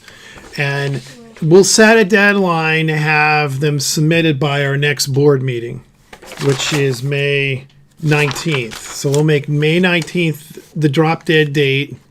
That should be right about your time frame, right, Mark? That's about 2 months out. Okay. So we'll get the call out for art designers. And just who are they going to send them to? They need to come to. I was just saying just through our website, but I'm trying to think if we can send pictures through that. I don't think we can. We should probably designate, say, an email to send them to or something. So maybe to the merch. Yeah. Whoever. Yeah. Maybe we'll send it to merchandise. That would make more sense. And then ultimately the artwork would go to you anyway, Mark. So it should go to you. And then we'll just share it during that meeting on the 19th, and we'll take a look at it, and we'll, Can I get somebody to decide now, one of you guys, one of you reps or something, to decide how we are going to vote on this stuff? Is it going to go onto social media? Is it going to go out as an email to the whole membership to sort of vote on the thing or whatever else? Well, that's a good question. I mean, I don't know if the board would just. If may I interrupt? Lori's had her hand up for quite some time. I want to make sure we get her answer. Yes, Lori, go ahead. So I'm a little confused. I know we're talking about 2 coins here. Can we focus on one coin at the moment and then go to the other coin, because we're jumping between the two? Yeah, I'm kind of lost on which one we're talking about at times. Yeah, so we're just talking about the member coin for this year. Now we're talking about the member coin. We're going to get to the ape one here in a minute. Okay. We just want on the membership coin, my suggestion is that maybe whoever artwork we choose, then that person gets a free coin. And that's maybe a little bit of motivation to get people to turn their artwork in. But if it's a member coin, then they would, if they're a premium member, they would be getting it free anyway, I suppose. I'll send them some patches. We'll send some patches. Oh boy. And then on the topic where you guys were just talking about, I was going to suggest is maybe what we do as a committee, we come together and we review them and we choose our top 5 or something, and then we put those out to vote for everybody else to vote on. Yeah. I think that's a great idea. Yeah, I like that. But then you narrow the results too.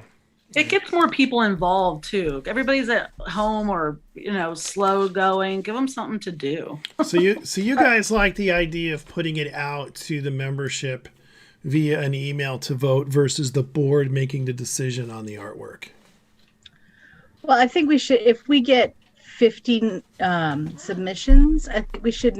I feel we should narrow it down to, like Lori. I think it was Lori suggested top 5, because then, 50 submissions is a lot for a lot of people to look at, and they might just go, "Oh my god." Well, and I'm thinking too, from a time perspective, if we're shooting for May, and we're going to put it out to the membership to vote on, that's going to tap into some of that time to. Yeah. So, we may have to say, okay, artwork needs to be submitted by, we'll say, April 19th. And then, that gives us all that time to get the, narrow it down, then send it out for the membership to vote on in time for our meeting. Because ultimately, I'd like to see us have a design in hand ready to go on May 19th. So Mark can get kind of. If we narrow it down too, we could like take out the ones that just are not possible. Right. You know, if Mark's looking at them and it's, you know, it's just stuff that's just not going to be able to be done, that would be easier. We narrow it down to the ones that are really doable. Yeah, exactly. I might have missed this, but do we have specific requirements for how people submit the artwork? Like, I know every year Bill's Volkswagen Club has a submission for artwork for t-shirts, and they have to be specific. I don't know the details, but do we have to have that in submissions, or it could be a hand-drawn item that they scan? I don't know that it necessarily has to be in a specific format per se. Because again, ultimately, any coin designer is going to have to go in there. There's a specific template that's used, and all that. So I don't think it really matters if they send a sketch it out on a napkin and take a picture of it and submit it. I mean, cool. That's how Amazon got started anyway, but that's another story. Is Mark able to do a questionnaire like the one that just popped up in the chat on like what feature could be used for a member coin? Like whether it's a background color, a metal finish, or just something simply that says WSGA member on it? So I can put together another questionnaire. These are just a Google Docs questionnaire. It's very easy to do. So whatever parameters we have, we can certainly put that on a document or put it on our website and just say, hey, look, this is what we're looking for. It has to have the WSGA logo. It has to have something to do with all aspects of Washington. Yes. Some just parameters. Yeah, it has to. I mean, we have to give some guidelines, or we'll just get. It'll be a melee. So yes, it has to be. I think a good frame would be it has to reflect Washington in some way. Yes, the WSGA is going to have its logo on it somewhere, whether it's on the front or back. And I think in the past we've always had to have something that depicted the state. In a lot of cases, it's both sides of the state. So, just something that reflects Washington. We've done ferries, we've done apples, we've done carousels, we've done mountains. I mean, just something that depicts the state in some way. So in other words, we just can't have anything submitted. And I think from a voting standpoint, if we're narrowing it down to, 3 or 4, we're going to be looking as a board for artwork that fits those parameters. Because I'm sure we're going to get people sending crazy stuff, so we just wean the nut jobs out and we won't worry about those.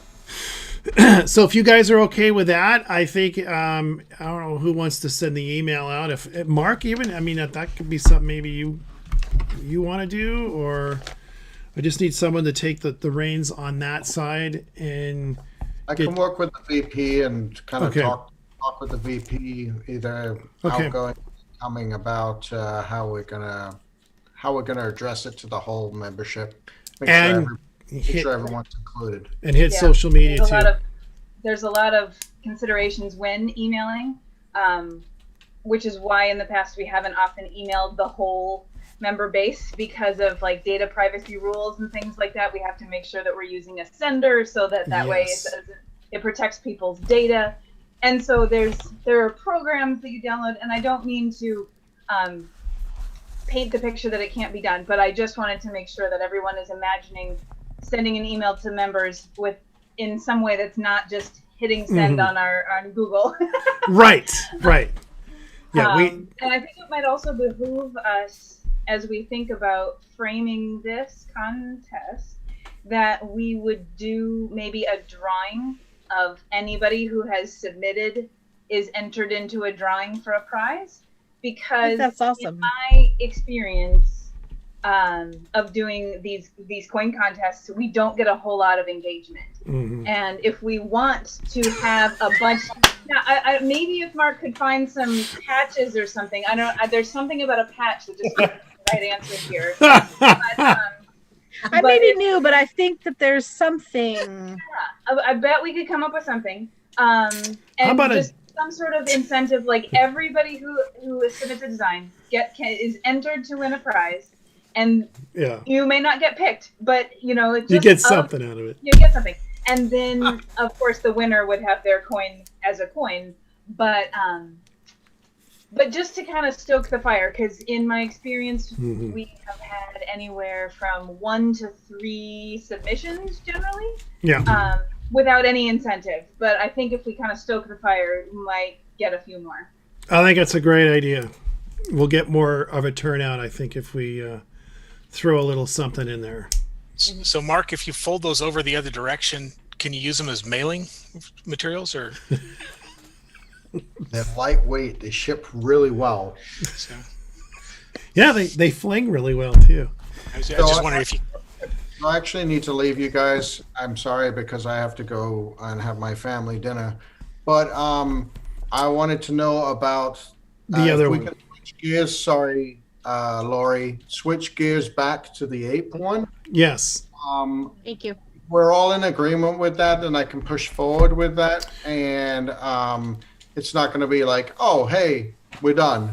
I'll let you guys know what's going on with it all and that thing. And looking to do a few partnerships with that to do different color versions with, say, cash events for their cash crate.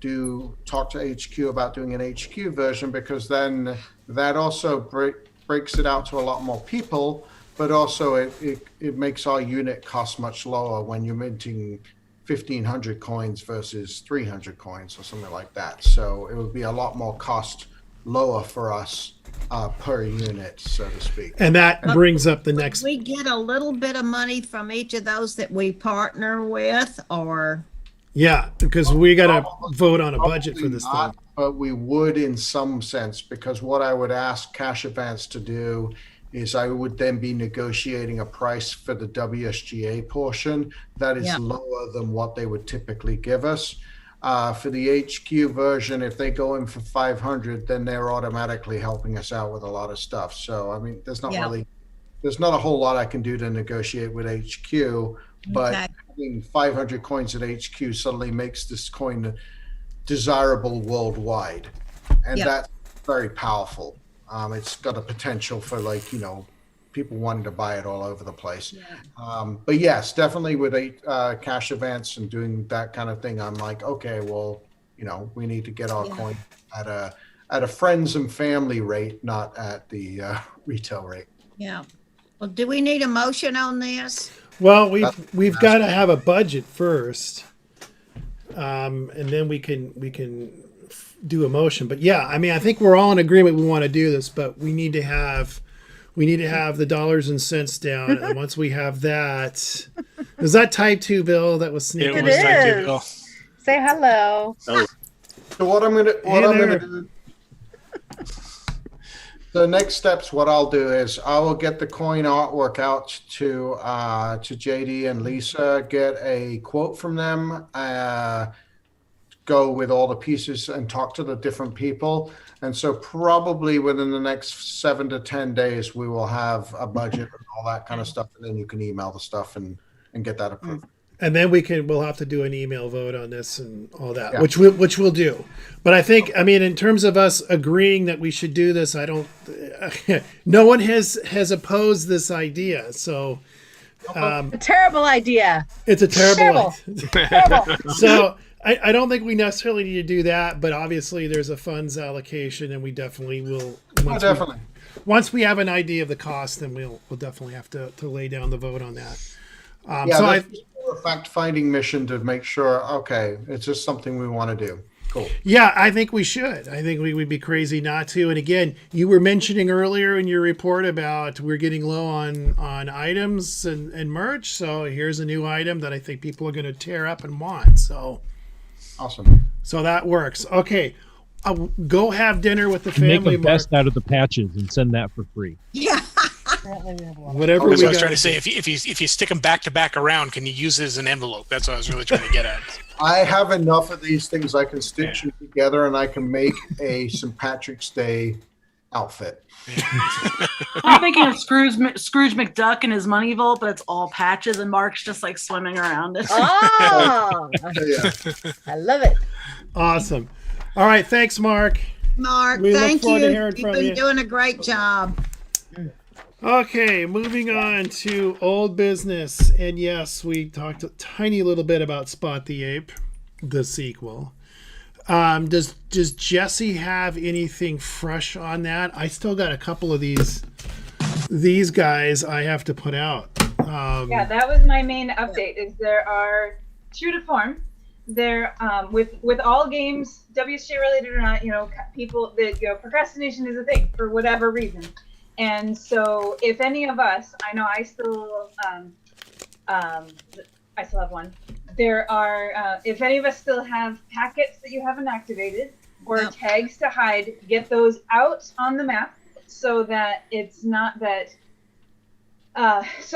just all at once at the very end of the game. And so there are 2 weeks left to hide. You can hide through March, and then people can claim through mid-April. So there is 2 weeks to hide, a month to find, if that makes sense. So far, so great. When the tags get hidden, they don't stay out there, or when they go live, they don't stay out there for very long, which is really, of course, what we expected to happen because it's a fun, well-established game that, generally speaking, people really like. For me, I'm really enjoying watching new finders. Randomly, I've got, at least in my window, I don't read every single log for every single found tag, but the ones I've read, there's a lot of names and faces I don't recognize, and people saying someone just told me about this, and I never heard of this game, and I've never tried it before, but I got one or whatever. I did that last night to someone on Auburn. Yeah, and this is great. I think I saw that one. Exponentially, of course, for geocaching as a game, for the club, for future engagement with the WSGA, that's just getting new people in the pool is always fantastic. And for some reason, this particular round, that's really rising as a trend for me as I've been watching, which is great. Thumbs up all around for everybody. That's really cool.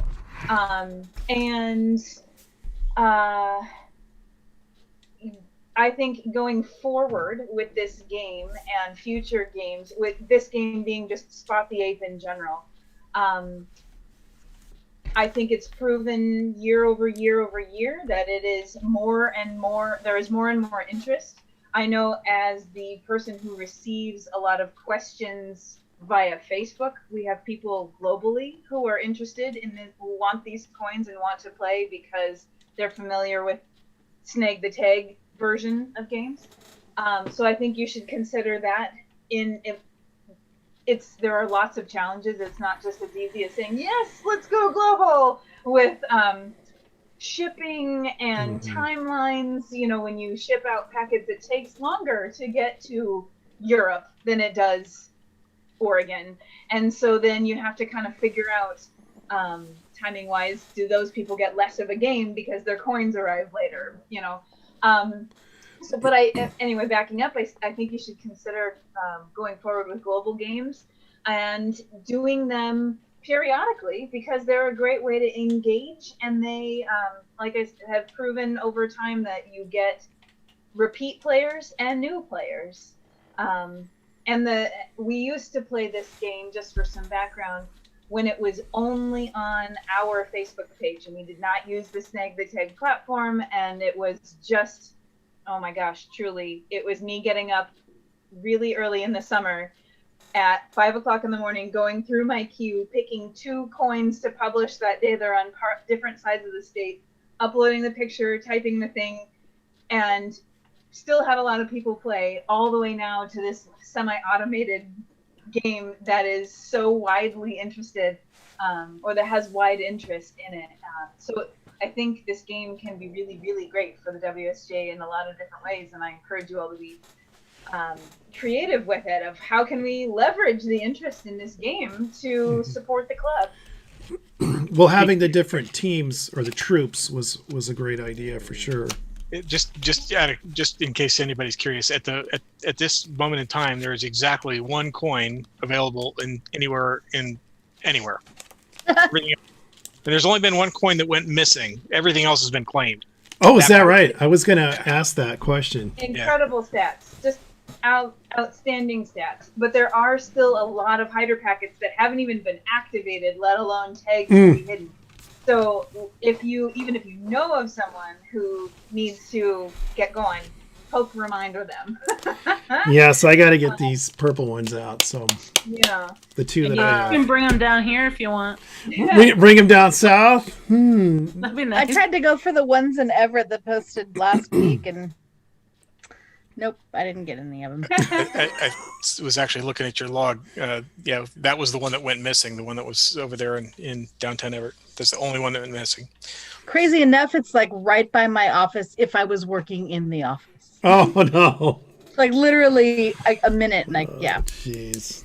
The speaking to the teams, another thing to consider is, taking game player feedback and applying it.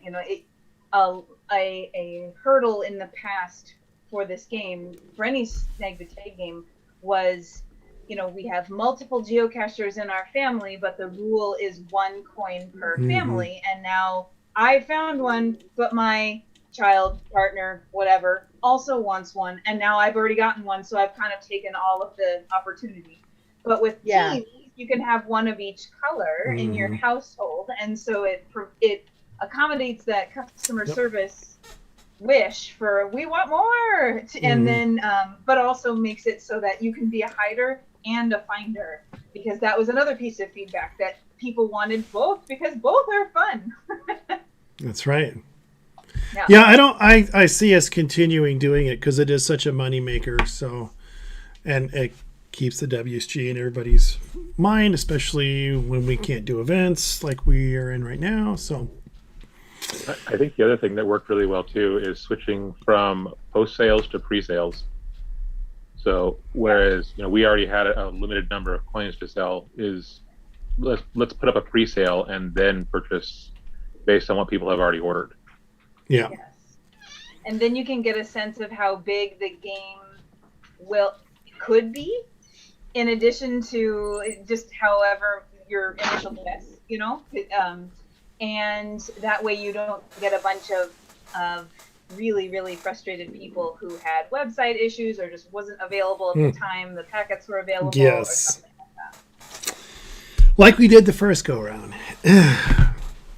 Does anybody have any questions about Spot the Ape? Since I've just mostly been info downloading, but does anybody have any questions?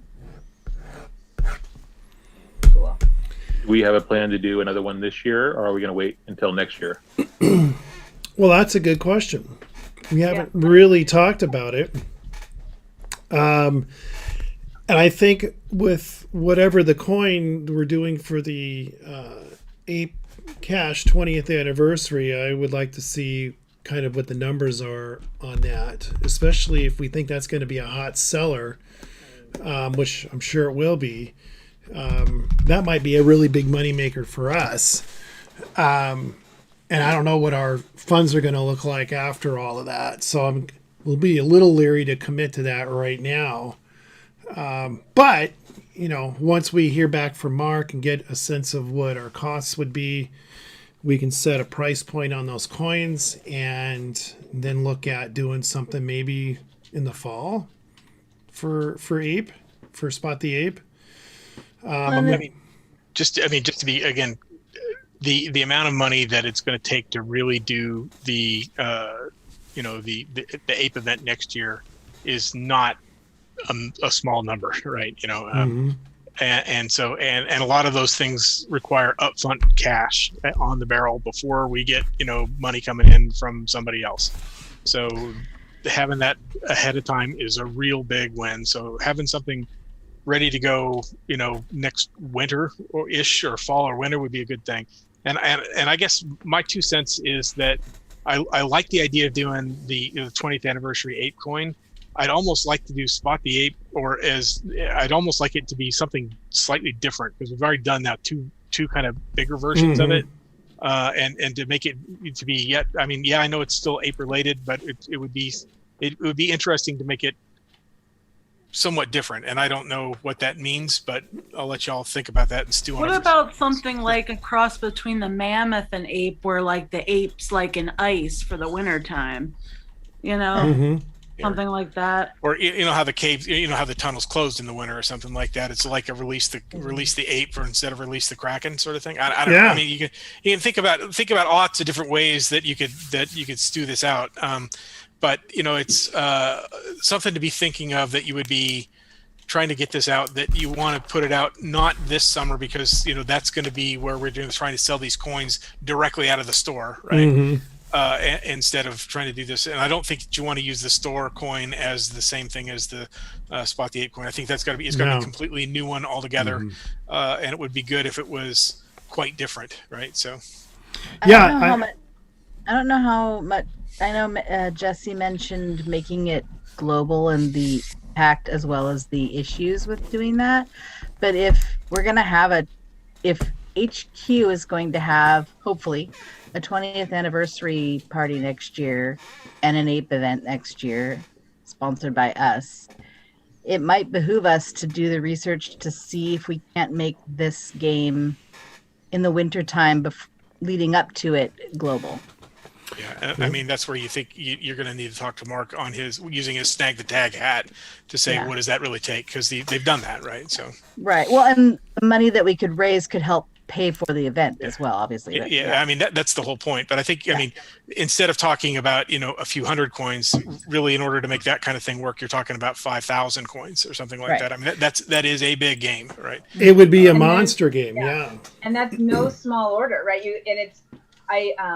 I share this just to give perspective. Like, someone has to receive those coins, someone has to check all those coins and mail all those coins out and communicate with all the customers and troubleshoot. And we buy the codes from Snake the Tag, and it's a multifaceted thing. So certainly encouraging go big on this, because I don't think what Cliff said can be understated. I don't think you can understate it. The price of putting on a spectacular ape event with that number of people is not a small number, and the more that can be planned ahead of time, the better. I mean, when we were talking about this, when we were trying to figure out and do the price point for 2020, when we were first starting this, and we were trying to say, you know, realistically, this is an event that could easily cost $100,000 to throw. Now, realistically, we'd like to make $250,000 out of it or something like that. You know, we want to make money off of this event, but you have to have the money ahead of time, or at least some fraction of it. It has to be paid ahead of time. It's a cash flow problem, right? Right. Sure, you can get people to do registration fees and buy stuff when they're there, but you know, you're going to have to pay for whatever event space ahead of time. They're not going to give it to you and say, well, you know, write us a check when you're done. That just doesn't work, right? You have to, you know, pay for buses and toilets and, you know, insurance, and there is a ton of stuff, and it becomes enormously expensive as you scale these things up to the size that you're going to. Hey, Jesse, I don't know if this is even appropriate, but are we able to leverage reviewers worldwide to assist, or even just find people to help with distribution? Is that even appropriate? Or I don't know if reviewers is the exact pathway, but that is a pathway to have a point person, right? So you're shipping one time rather than many times. Even if just reach out to a reviewer in an area and say, or reviewers in areas all over the globe, oh my gosh, and say, hey, we're planning this. This is supposed to be a spectacular event. Everyone wants to participate. Lots of people want to participate. How can we have a point person in Germany or whatever, you know, like, and obviously I think we need to sidebar this whole thing and have a separate planning meeting about it. But it seems to me that leveraging reviewers in the areas over the globe might help, because they know their people, right? Yeah, or at least you start by reaching out that direction. It's, again, these are already people who are already volunteering a lot of time. They oftentimes aren't going to have another 20 hours a week that they can go to do this, right? You know, but that's true. But they might have somebody else that can do that, right? They might know somebody. I'm not saying have the, Yeah. the reviewers be the point people. Yeah. I'm saying reach out to the reviewers to say, hey, who in your area might be interested in being a person? Yeah. Well, it might not be the reviewer, it might be the local geocaching association, actually, the more I think about it, because that's actually that's the level that we're at rather than the reviewer, right? So Right. Well, we kind of jumped over the elections and went into APE in 2022. We can ride that wave. We can just keep talking ape if you want. We're kind of there, but we do have elections that have been finalized, so we should talk just briefly. We kind of touched on it already, but we do have a new VP and we do have a new 48 North rep, which is Karen and Jacob, respectively. So thank you both for being on this meeting and volunteering your time in your respective positions. You two will start, your official terms start April 1st of this year, this coming April 1st, and end March 31st of next year. We do meet every other month. So our next, as I've alluded to, our next meeting is on April 19th. May 9th. I'm sorry, May 19th. Thank you. May 19th. Same Zoom thing, same time. We don't really change that. Welcome both of you again. Thank you. It sounds like Cliff's already taken care of things with Karen, so she's got everything she needs. And Jesse, I don't know. Jacob, you and I can meet digitally. I've got some things set up to transfer, like the email and stuff like that over, and I've been creating some notes of just generally do these and such a things, and we'll go from there. Great. So I'm glad. Yeah, just like you two, everybody connect. And, so the one thing that I haven't transferred to Karen yet, because I think that when I was elected the 48 North rep, this was all done by the website master, was the actual WSGA 48 North email address. Yes. So that's the other thing that's going to have to transfer. And I mean, just make sure that Karen gets the whatever password, gets the login ID for that. We would have to. She already has the geocaching.com logins for that, but it's the email for the WSGA online.org that needs to happen. Yes, I will get with our webmaster on that. And we also would need to update the website showing our two new positions under our contacts page. So I'll need to do that as well. So thanks for that reminder, Cliff. Okay. I don't think there's much else to do with the elections. So I think we're good with that. So the APE 2022... we're moving forward with that. And so, yes, I do think having another Spot the Ape this year, it makes sense.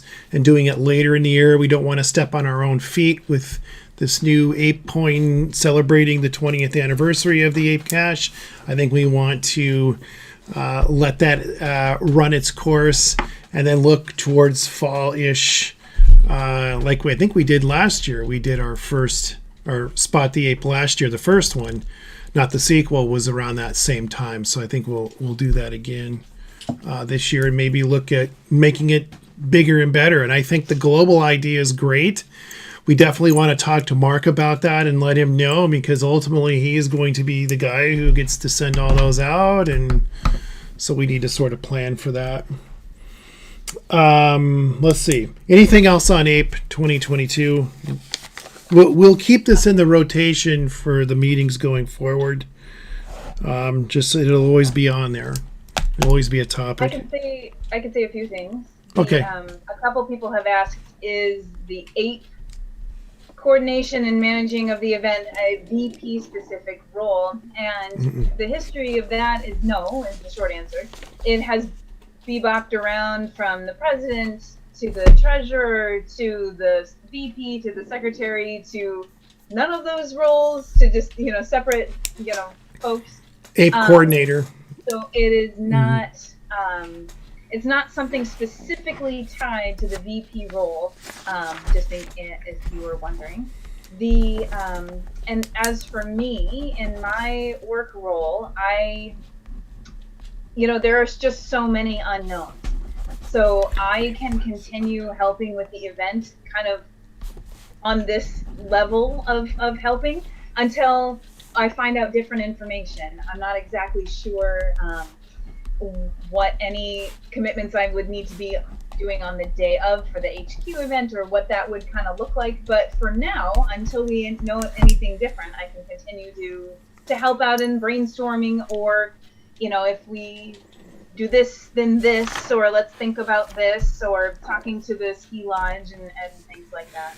Well, you've got... And I have a few... Sorry? So you've got enough... You've built enough history with that, and it's not... For this ape, anyway, it's not one person running it. It's been a number of people involved with it, and I think because of the grand scale of it, that there is no one ape coordinator. I think it should be a group of people, but one person would be essentially like a chair. And that's kind of how I see Jesse in this position, as more or less the chair of the ape, coordinator or ape committee.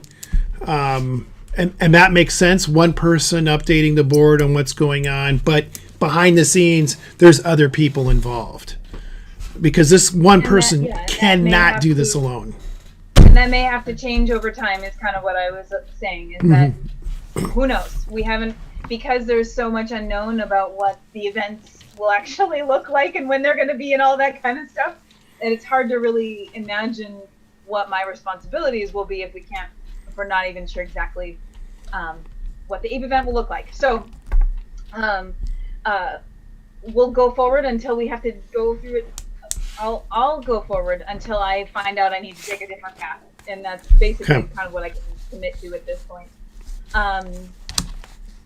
So yeah, and that's not like there's a bunch of I kind of mentioned this via email, and it's not like there's a bunch of things that we know and that we're not saying, but hosting an event in Washington State or anywhere, but in Washington State specifically, once we are in a post-COVID world, and I use that lightly because we'll really never be in a post-COVID world, what does that even look like? I mean, will there be capacities? Will there be a certain number of hand washing stations per attendees? Who knows? We don't make those decisions. The state and the government will make these sorts of gathering decisions, and so we can do kind of 10,000 foot, iterating on ideas. But in terms of getting anything really specific, we can't really move forward until we know the barriers and we know the boundaries within that we need to stay. So I don't feel like there's a bunch going on that we're just not saying, because we're just kind of like Patrick said, we're just kind of on hold. Until there is some more clear bumpers that we can stay down. Well, for an event that size, you can bet there's going to be some government rules and restrictions on how that is going to run and operate. And yes, I agree with you. There's going to be an X number of porta potties, X number of hand washing stations, and I don't know, temperature checks. Who the heck knows if we're going to have to do that? We don't know. We need some guidance from the state on that, and who knows what the heck that's going to look like in a year from now. Well, and I know, Jesse, you mentioned that HQ has asked a outside entity to assist with the 20th anniversary, like helping navigate and figure out what may or may not be required. I'm assuming that that's something that we might need assistance on as well.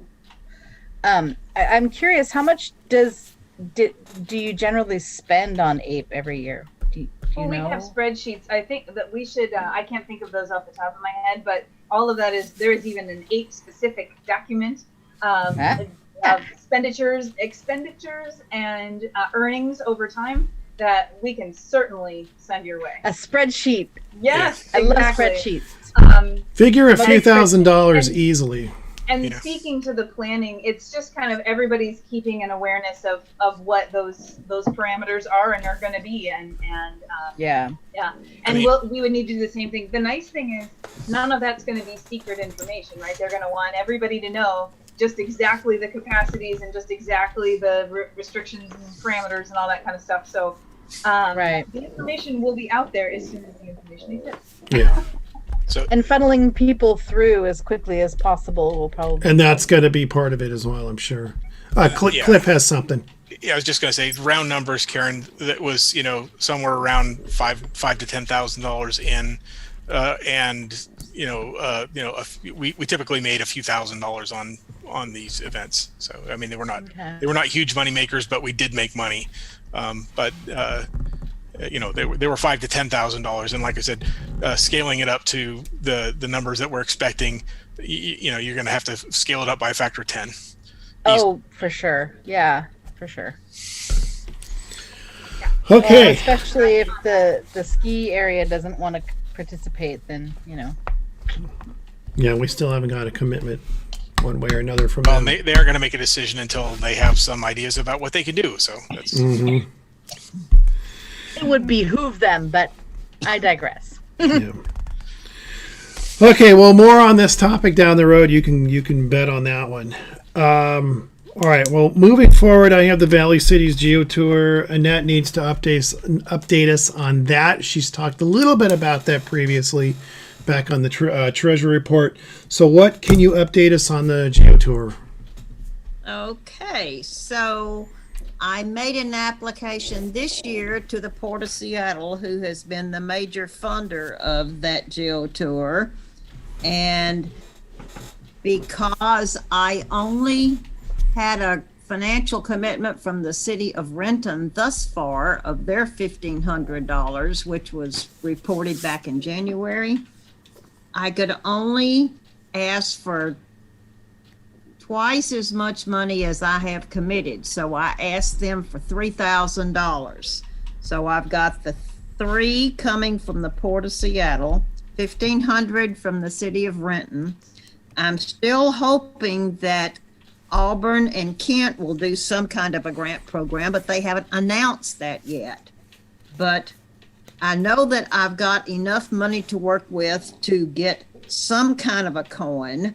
It may not be quite as big or nice as the first one was, but it'll be a nice coin that the people can get when they do the new Geo Tour. So that is moving forward. And since the current one expires in September, I was thinking if we were going to have the big events this year, I would probably launch mine a week or two before they had the big events. But now that there's not going to be any big events this year, I'm not sure when I'm going to set the launch date. But I just know I'm going to get it launched sometime in the September area. And then that will run for a year. And then, of course, I can apply for more money again next year for the big hoobah. Mm-hmm. And when hopefully we'll have bukus of people coming this way. I still think we'll get some travelers that come this way. And of course, that's why the port gives us money, because they expect people to fly into the airport. During last year, when everything was mostly shut down, we still had visitors from 17 states that were far enough away they had to fly in here, and 6 foreign countries that came and did caches on the Geo Tour.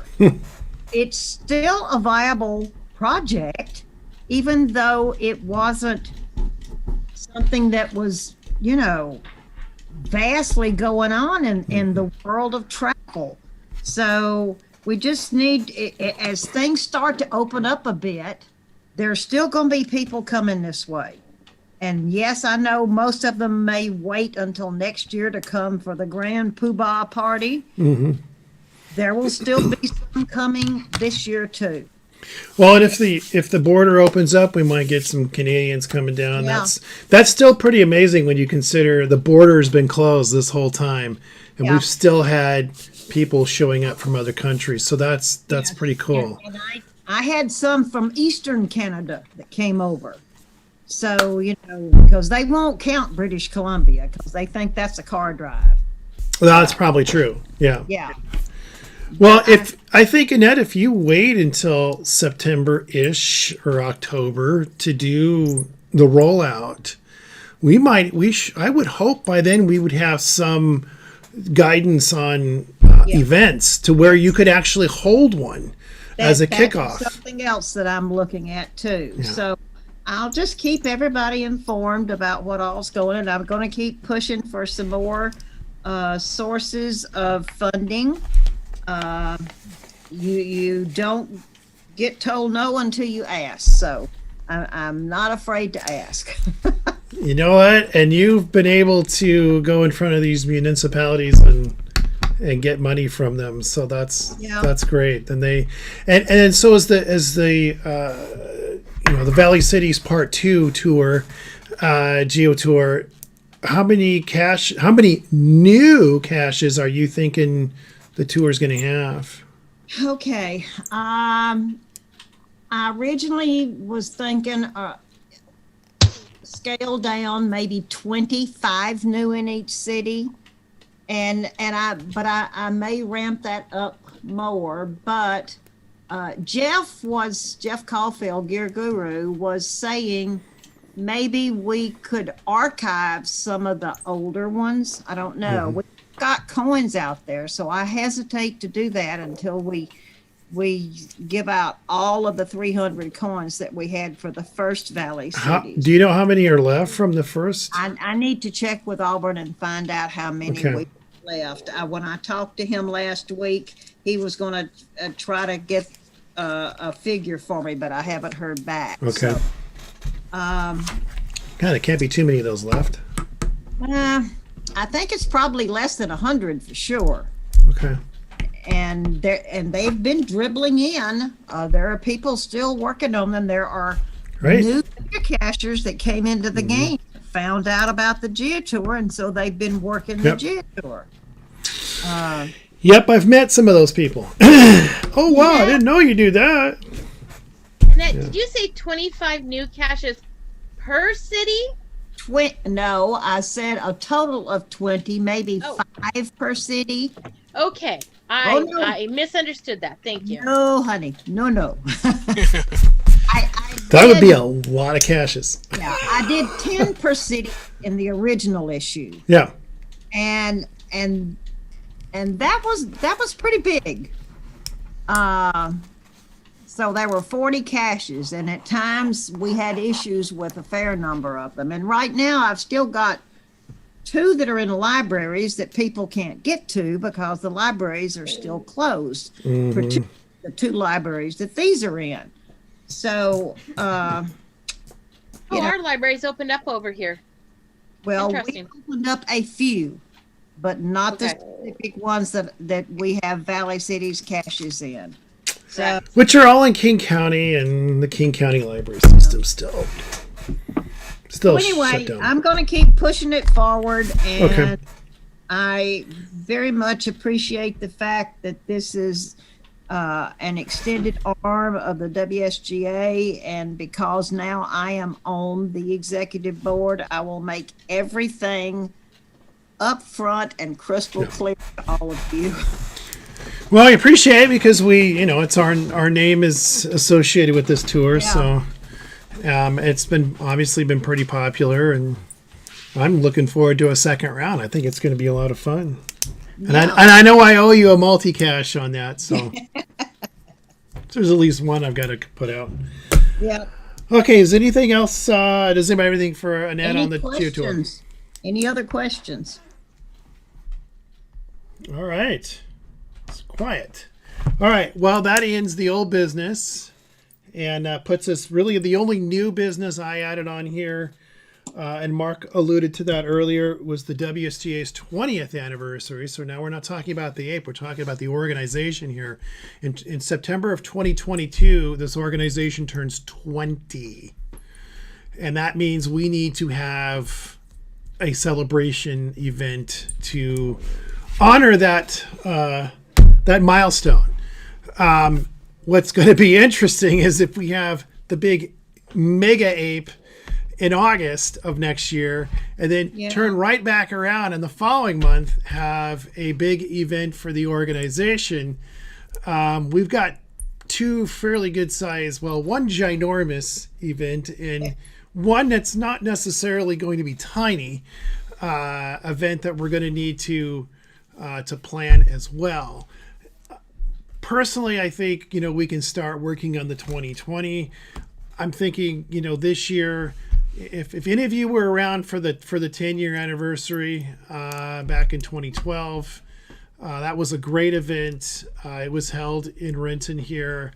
We had all of the original board members on stage. All of them made it. And they did a little speech. Seth was the original, Seth exclamation point, is the cashier who was the initial president. John Stanley, of course, mountain bike was on there.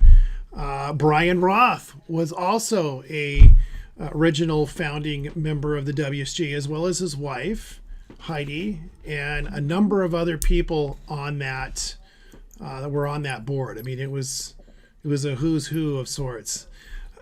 So my thinking is we will bring those people back, invite them to the party. We should definitely have, I think, a coin, most definitely, to celebrate the 20th, and I see that as a member coin for sure. Probably, I think we did T-shirts that year, so I think we do that again this year. Yes, Vicky. We had a kind of an idea. I haven't seen any new path tags from the WSGA. It looks like you usually do like a camp out path tag. Mm-hmm. I think there's been some regular generic like WSGA ones over the years. But me and Ryan were thinking of like a set of path tags for 20, for the 20 year, for maybe one from each chapter, sell it as a set. I know, path tags are popular. I think there's a 10th anniversary path tag we saw on pathtags.com. So I think just out of curiosity.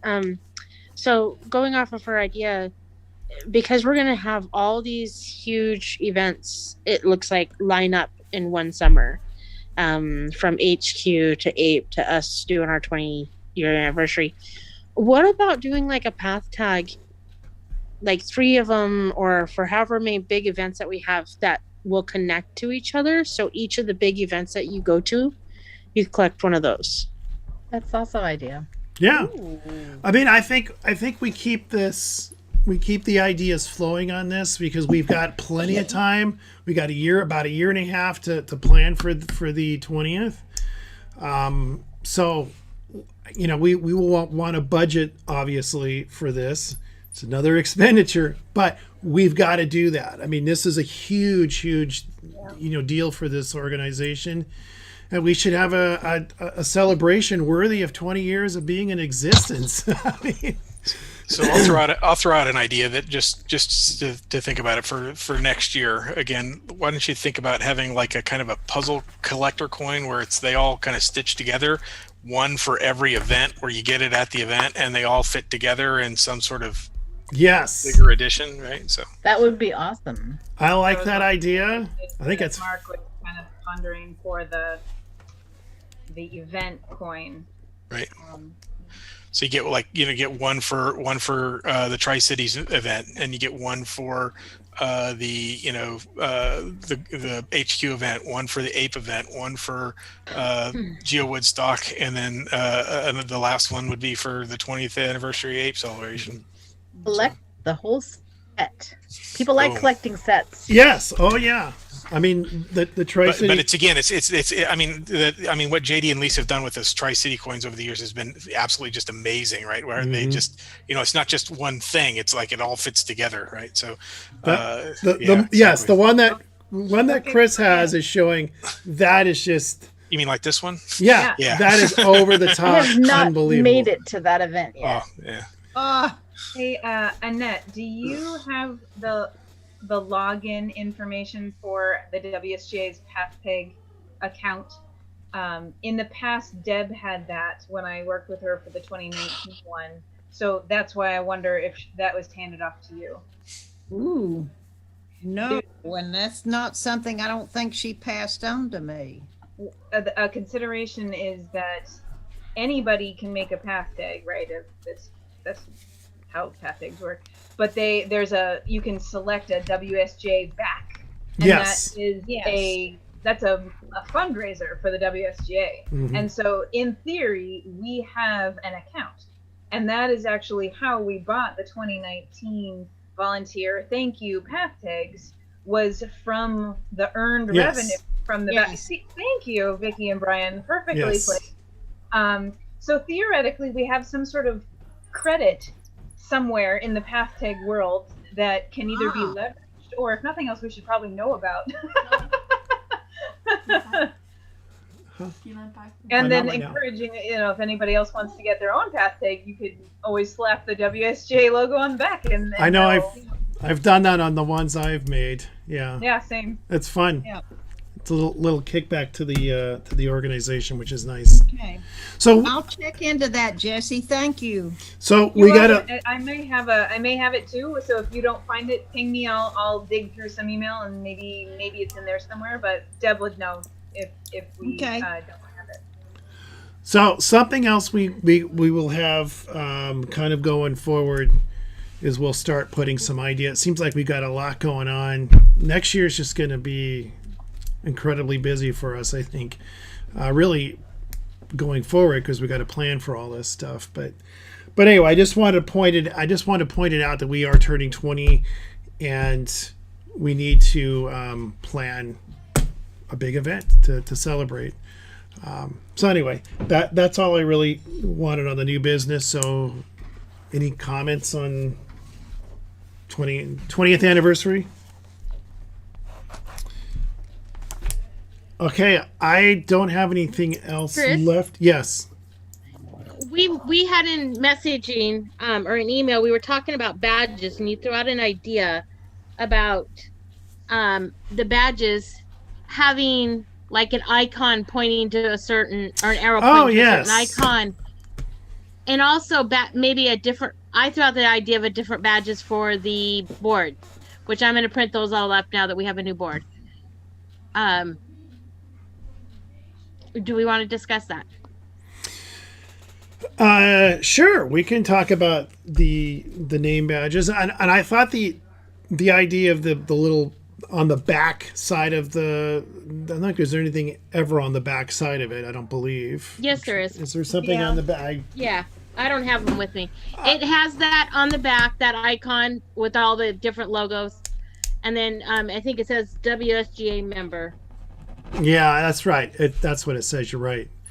But I mean, using that little wheel with all the different geocache icons on it, and having the arrow point randomly to one of those little pictures, whether it be the webcam, the traditional cache, the multi, but using that for drawings at events. So the WSJ members, because we used to do this when we're having events, chapter events, we would do a drawing, and we'd have a special drawing for WSGA members. And so instead of, using we could do a drawing, but you could use the actual member card. Okay, turn your member cards over. Your membership badge is over. If the arrow is pointing to a webcam, come up and pick up a prize, that kind of thing. And that way it's just another little game we can do during our event. So that's why I kind of thought that would be a neat idea to do, but we would have to start putting them on the back of every badge so that everybody has them and it becomes part of our name badge. So do you have, actually I could probably bring up a picture of one of those things here if I can find what I did with it here. So Lori, are you going to do board specific badges? That's the next question. Do you guys want it that way, or do you guys just want it across the bottom with your name, your position? I think it should be recognized for sure, and it should look different than other name badges, definitely. Well, because I sent out those examples, or an idea that I had. Okay. Well, do you guys all think it should be uniform? If you're here, should be sharing the screen here if you can see that. With signal in the middle, and then you've got the different icons in the circle. So that little image would be on the back, and this little arrow would rotate around, so it would point to a different icon.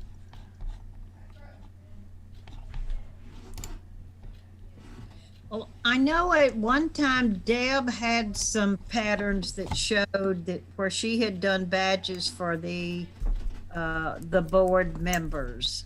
Do you have those? I've lost the word I'm looking for. Templates or images for the badges.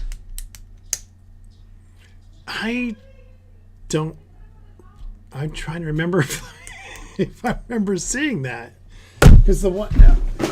Yeah, because I had one, and she had on my back. Yeah, what did she do? She had that I was the parks liaison and the camp out manager. I think she just added those titles on the bottom of the. Yeah. Yeah. I don't think it was anything special. For everybody that had a position. Yeah, she just added those, if I remember right. They were just added on.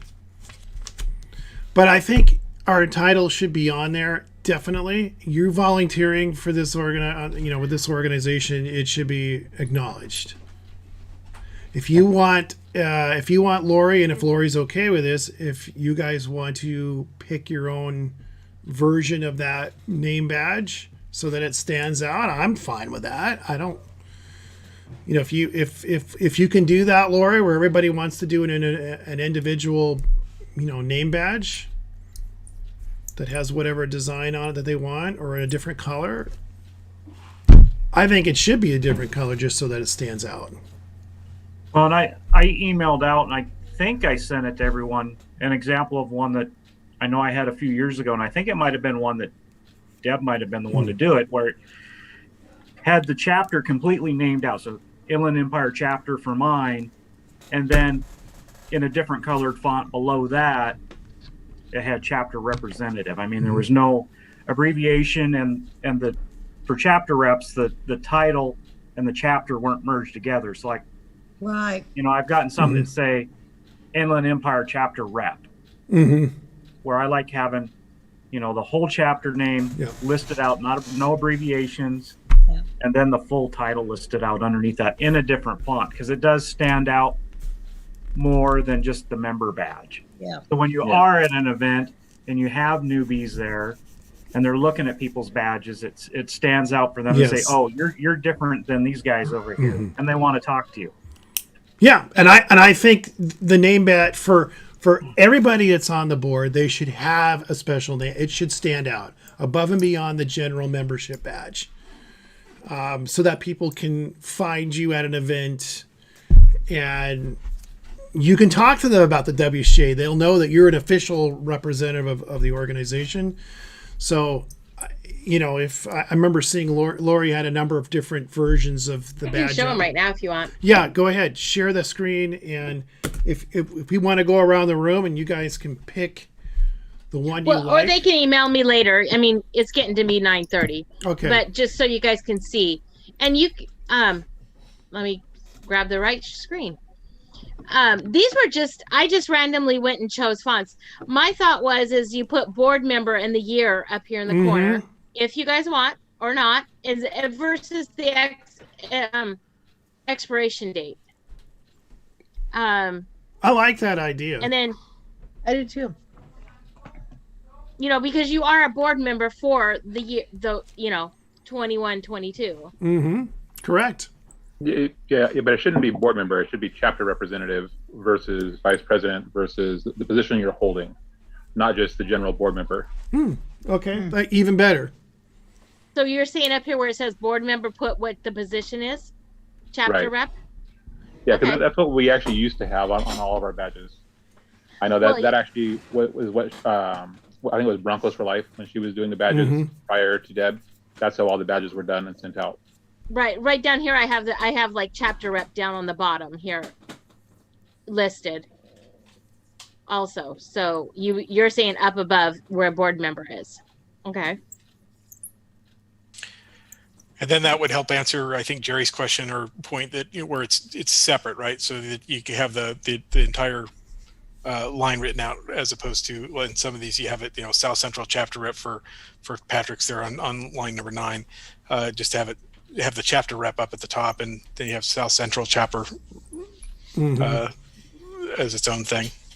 Oh, okay. So South Central chapter rep would be left off, and then chapter rep on the top. Yeah. So that people will know. I like, that's a good idea, and it's spelled out. And of course, fonts should be really clear, simple to read, and avoid too many colors too, especially for somebody like myself. When you're colorblind and you're trying to look at different name tags, you got colors that are hard to see. You don't want to sit there and stare at somebody's chest for too long. Right, yeah, and some of these they were crazy. I just went and chose random colors and different things, just to differentiate the different styles. Right. Yeah. That yellow's hard to read. It absolutely is. I would never choose yellow. I don't even know why I threw yellow in there. I mean, black is all the other colors too. I'm partial to gray, but whatever. All right. Well, if you Washington guys, State. Okay. If anybody, if you guys see one you like and you want to let her know, or if you like one but you want to change a font, and just let Lori know. Just email her. So is number 9 looking more like what you guys would rather have? It's a chapter rep, vice president, president, whatever, and then the rest of the information. See, Patrick, I got it right here. You did. I don't know how I missed yours. Yeah. So what do you think, Patrick? I mean, I think that looks good. Yeah. And what color would you prefer yours in? I mean, gray or black works for me. I mean, that otherwise, like you said, with color blindness, there's a lot of things that it all comes through either gray or just blends in with everything else. So what you're saying is it could be any color and it'll still be kind of gray and black, right? Yep. But I think it should either be black or else it should be the green that's in the logo. Yes, I agree. Yeah, the dark green in the logo. Okay. Yeah, the dark green of the black, definitely. Otherwise, it just gets kind of like there's too many things going on. So on Mr. Gadget, you need to have the number symbol before 2. Mr. Gadget number 2. I got another badge to make. He's on my list to do too. All right. Okay. Well, I think we all agree on, having the title up above and then the name of the chapter below. I think that's great. I guess if you want to do it in different colors, that's up to you. I kind of think I like the idea of just making it, stay with the green, but it's your badge, you're wearing it. So, all right. I'll put my order in. No, I'll email you. What I'll do is I'll send a form out and you guys can fill in exactly your names and all of that, how you want it to read. That will be easier for me. Okay. And then you can choose your color and font if you want from there. Perfect. Excellent. Okay. Okay, so anything else on the badges?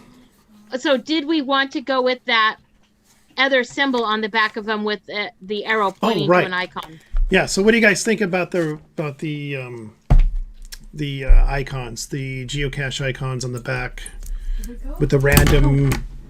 What's the significance of the arrow pointing? Like, are we supposed to use our favorite type of... No, so the idea was, okay, we would use this for drawing purposes for WSGA members. So all members would get, as we get new badges, they would get that little symbol, the little circle on the back. And the arrow, so the arrow would just point to whichever the icon is, and it's just going to be random. And then at an event, so let's say Chris in the Northwest is holding an event, he decides he's going to do a chapter drawing, a raffle, and he's going to say, look at the back here. arrow pointing to the traditional cache because I'm a very traditional guy. There you go. I see. Come on up and get a prize. Come on up and get an ape patch. That's ape patch. So when you create those badges, you're gonna have to be careful. I'm very clear on this now. I understand. I like that's the arrow idea. Patrick's got it right. You're gonna have to make sure you're randomly moving that dial around so that we don't have a bunch of traditional. Right. So I have a generic back going right now, which kind of really bites at the moment because I just printed like 50 of the backs, 50 pages of the back. But how can I go put that arrow in? Well, could you go buy a stamp at a stamping place with an arrow? Yeah, you could do that. Or I could take a little Hand Sharpie letter and just, them all. I was just gonna say I could take a Sharpie and go randomly around kidding. and rotate around. No, I think the idea of the stamp would be easier. So you print the same back with the little circle, and you just very strategically. But for the future ones, yes, I would have them like randomized on the sheet so that it would be the way to do it. So wait, is calligraphy an option then for the front? If you're going to handwrite all the badges? No. I'm not getting a badge I'm now. bringing them to your house, Chris. It would take a have little a bit of calligraphy coordination. party. Yeah, it would take a lot of coordination. Socially distanced, of course. I would say this is a caching in the Northwest podcast calligraphy lesson. Because if you send out 20 badges to South Central and half of them are all pointing to the same icon, when you call that icon, you're giving away a whole lot of stuff in one raffle. Right. So That's going to create some tension. Or if you say, I don't know, you can, as the host, you could probably say you need to have a backup plan. Well, okay, so what I can do is when I go to merge them onto the sheet, I just make sure that I don't have the same chapters listed side by side. So I just have to make sure when I do my merge that the chapters are mixed up. Okay. Yeah. I just keep going back to this whole calligraphy and caching in the Northwest thing because I think there's a glow thing. It's got to be in there somewhere. So. Or if you're looking for geocafe. So Erin looks like she's got her hand up. Does she? No, she Erin doesn't. Erin's relaxing, listening to about calligraphy. There's a little. Oh, never mind. That was my mouse hand got over there on your picture, and it would look raising your hand. Yeah. Okay. Is there anything else on the board so we can move to wrapping this up here? If not, we need to check in with Mr. Tees. Hopefully he is still with us. Looks like he is. Hey, Jim. What's going on over in YouTube country? Nothing. I was the only one watching the whole thing. Okay, so there's nobody on there, so we won't have any member comment at this point. Okay. Well, if there's no members watching, then there's not going to be member comment. So I'm going to move on and just remind everybody our next meeting is on May 19th at 7 o'clock. And our two newest members will be in the hot seat, ready to go. I'm sure you guys will do well.